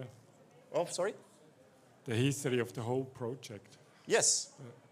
Not sure what part of the history you want to know about, but like I said, it started on 2016, and since then it's been a slew of thousands of commits and changes over the years until today, and it keeps going on. It doesn't really end. It's just like a journey. There's no real destination. You just keep going, because there's always a way to make it better. And as long as I like the project and I get interesting feedback, I feel like more people actually like it as well, I keep doing it. If it stops being fun and it feels like a hassle, maybe it's better somebody else takes over. And that's why it's open source. I mean, everybody could fork it and make their own version of it, make it better. I always kind of expected that at some point, somebody better than me will come along and just say, you're doing bullshit, I'll just make it better for you. And then just, yes, finally. But that hasn't happened yet. Come on, you guys. You are waiting. Is someone in here who wants to step into his... Yeah, maybe the question was, why Amiga emulation?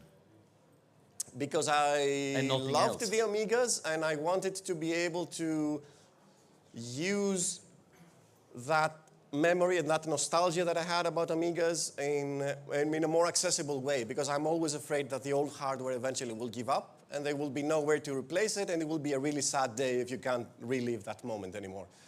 It's probably useless for next generations unless they are investigating ancient technologies, But for us, where we still have those memories and we want to relive them from time to time, I thought it would be useful to have a way of doing that without having to, give an arm and a leg just to get the hardware and make it work, and then it breaks down again, and then I need an 060 CPU, and those are really hard to find. They cost like hundreds of euros right now. And then they also break down eventually. What do you do then? So I thought we need to have an easy and accessible way of doing that without a lot of cost, and have all the features that we can pack into that. So I thought the Pi was a good opportunity to get started with that, and that's why I wanted to bring the Amiga emulation into that, and then of course it kind of expanded. And the problem is you have only two legs. After you sold one and the other for the second Amiga, you have to think about the rest management. Exactly. But in those days, when you used the Amiga? For what you used the Amiga? Well, originally, like I guess most of us, when we were with our teenage years, we used it for games. But then I realized that it can do so much more. Yeah. And I started getting into every little niche kind of capability I could find. So I used Soundtracker to write some music of my own because I could. I used Deluxe Paint to draw some poor artistic versions of things that I could think of. I used animation programs to create my own versions. Then I found out about Lightwave, and I thought, ooh, this is awesome. And I started seeing what companies back then were using in Hollywood for, where you had the Babylon 5 era, if you remember. And that inspired me to create 3D models, and I started learning how to do 3D modeling and all that. But of course, none of that became a professional occupation. It was just a hobby that I explored different versions of things that you can do with computers. And that led me to follow a professional route in computing as well. I'm a software developer now because of that, basically, because I found out that you can do so many things and it's so interesting and exciting. So Amiga was an eye-opener for you? In many ways, yes. Yeah. The first computer I actually touched wasn't an Amiga, it was an Amstrad CPC, because those were really popular where I grew up, more popular than the C64, and that guy back there knows why. Ask him later. But in the whole country. But it was just for games when I saw that. And then I didn't even know the existence of the Amiga until one day at Christmas when I went to my cousin's place and he had an Amiga 500. Yeah. And by that time, I was ready to just go buy an Amstrad, just have one for myself. 8-bit, green screen, soft synth sounds, all of that package. It was fantastic to my eyes. And all of a sudden then, I remember I saw three things. Test Drive 2, the Dual, Falcon, and Soundtracker playing Bad Criminal from Michael Jackson, with the sampled sounds. And I was like, this thing exists, it's real, it's not sci-fi. Yeah. And of course, that changed everything from then on. Today, because this is always this big discussion with people who develop emulation, do you use your emulated Amiga at all? I use it. The question is, what do you use it for? The project creating emulators is more important than the rest. In some ways, I mostly use it to make sure it works than actually do something with it. Okay. But there are real use scenarios also from time to time. For example, when I have a clone, I also have it here, but we don't have to spend all the time showing it now. You can find me later if you want. I have a clone of my real 4000 setup. In Amiberry, that it's much faster to do things in emulation instead of the real hardware if you especially want to test something and then maybe do it on the real hardware. I also keep backups from time to time. It's much faster to just drag out the CF card, put it on the emulator, do the changes, whatever, or an upgrade of something and then put it back. So I use it for things like that, like sort of maintenance if you want. Okay.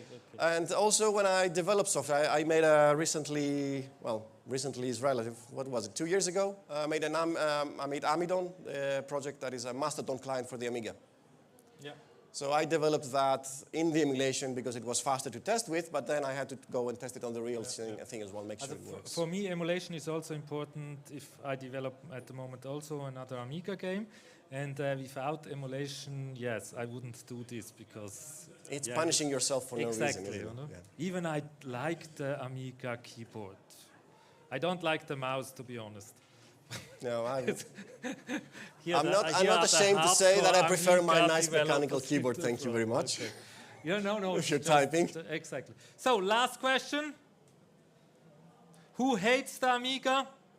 Yes, Who come out loves the now. Amiga? Forever be silent. Yay! Okay. So, with people with him, we go another 20 years Amiga history. Hopefully. Thank you. And he's down there on the...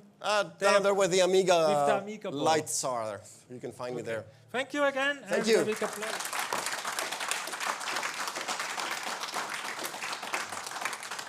And I think this is also the last talk, or? If I'm right. No. So thank you that you were at the Vintage Computer Festival. And I think it's important that we also have in mind that technology and the usage of technology is part of culture and not something else. So have a good evening and a good rest of the festival. Bye. All right.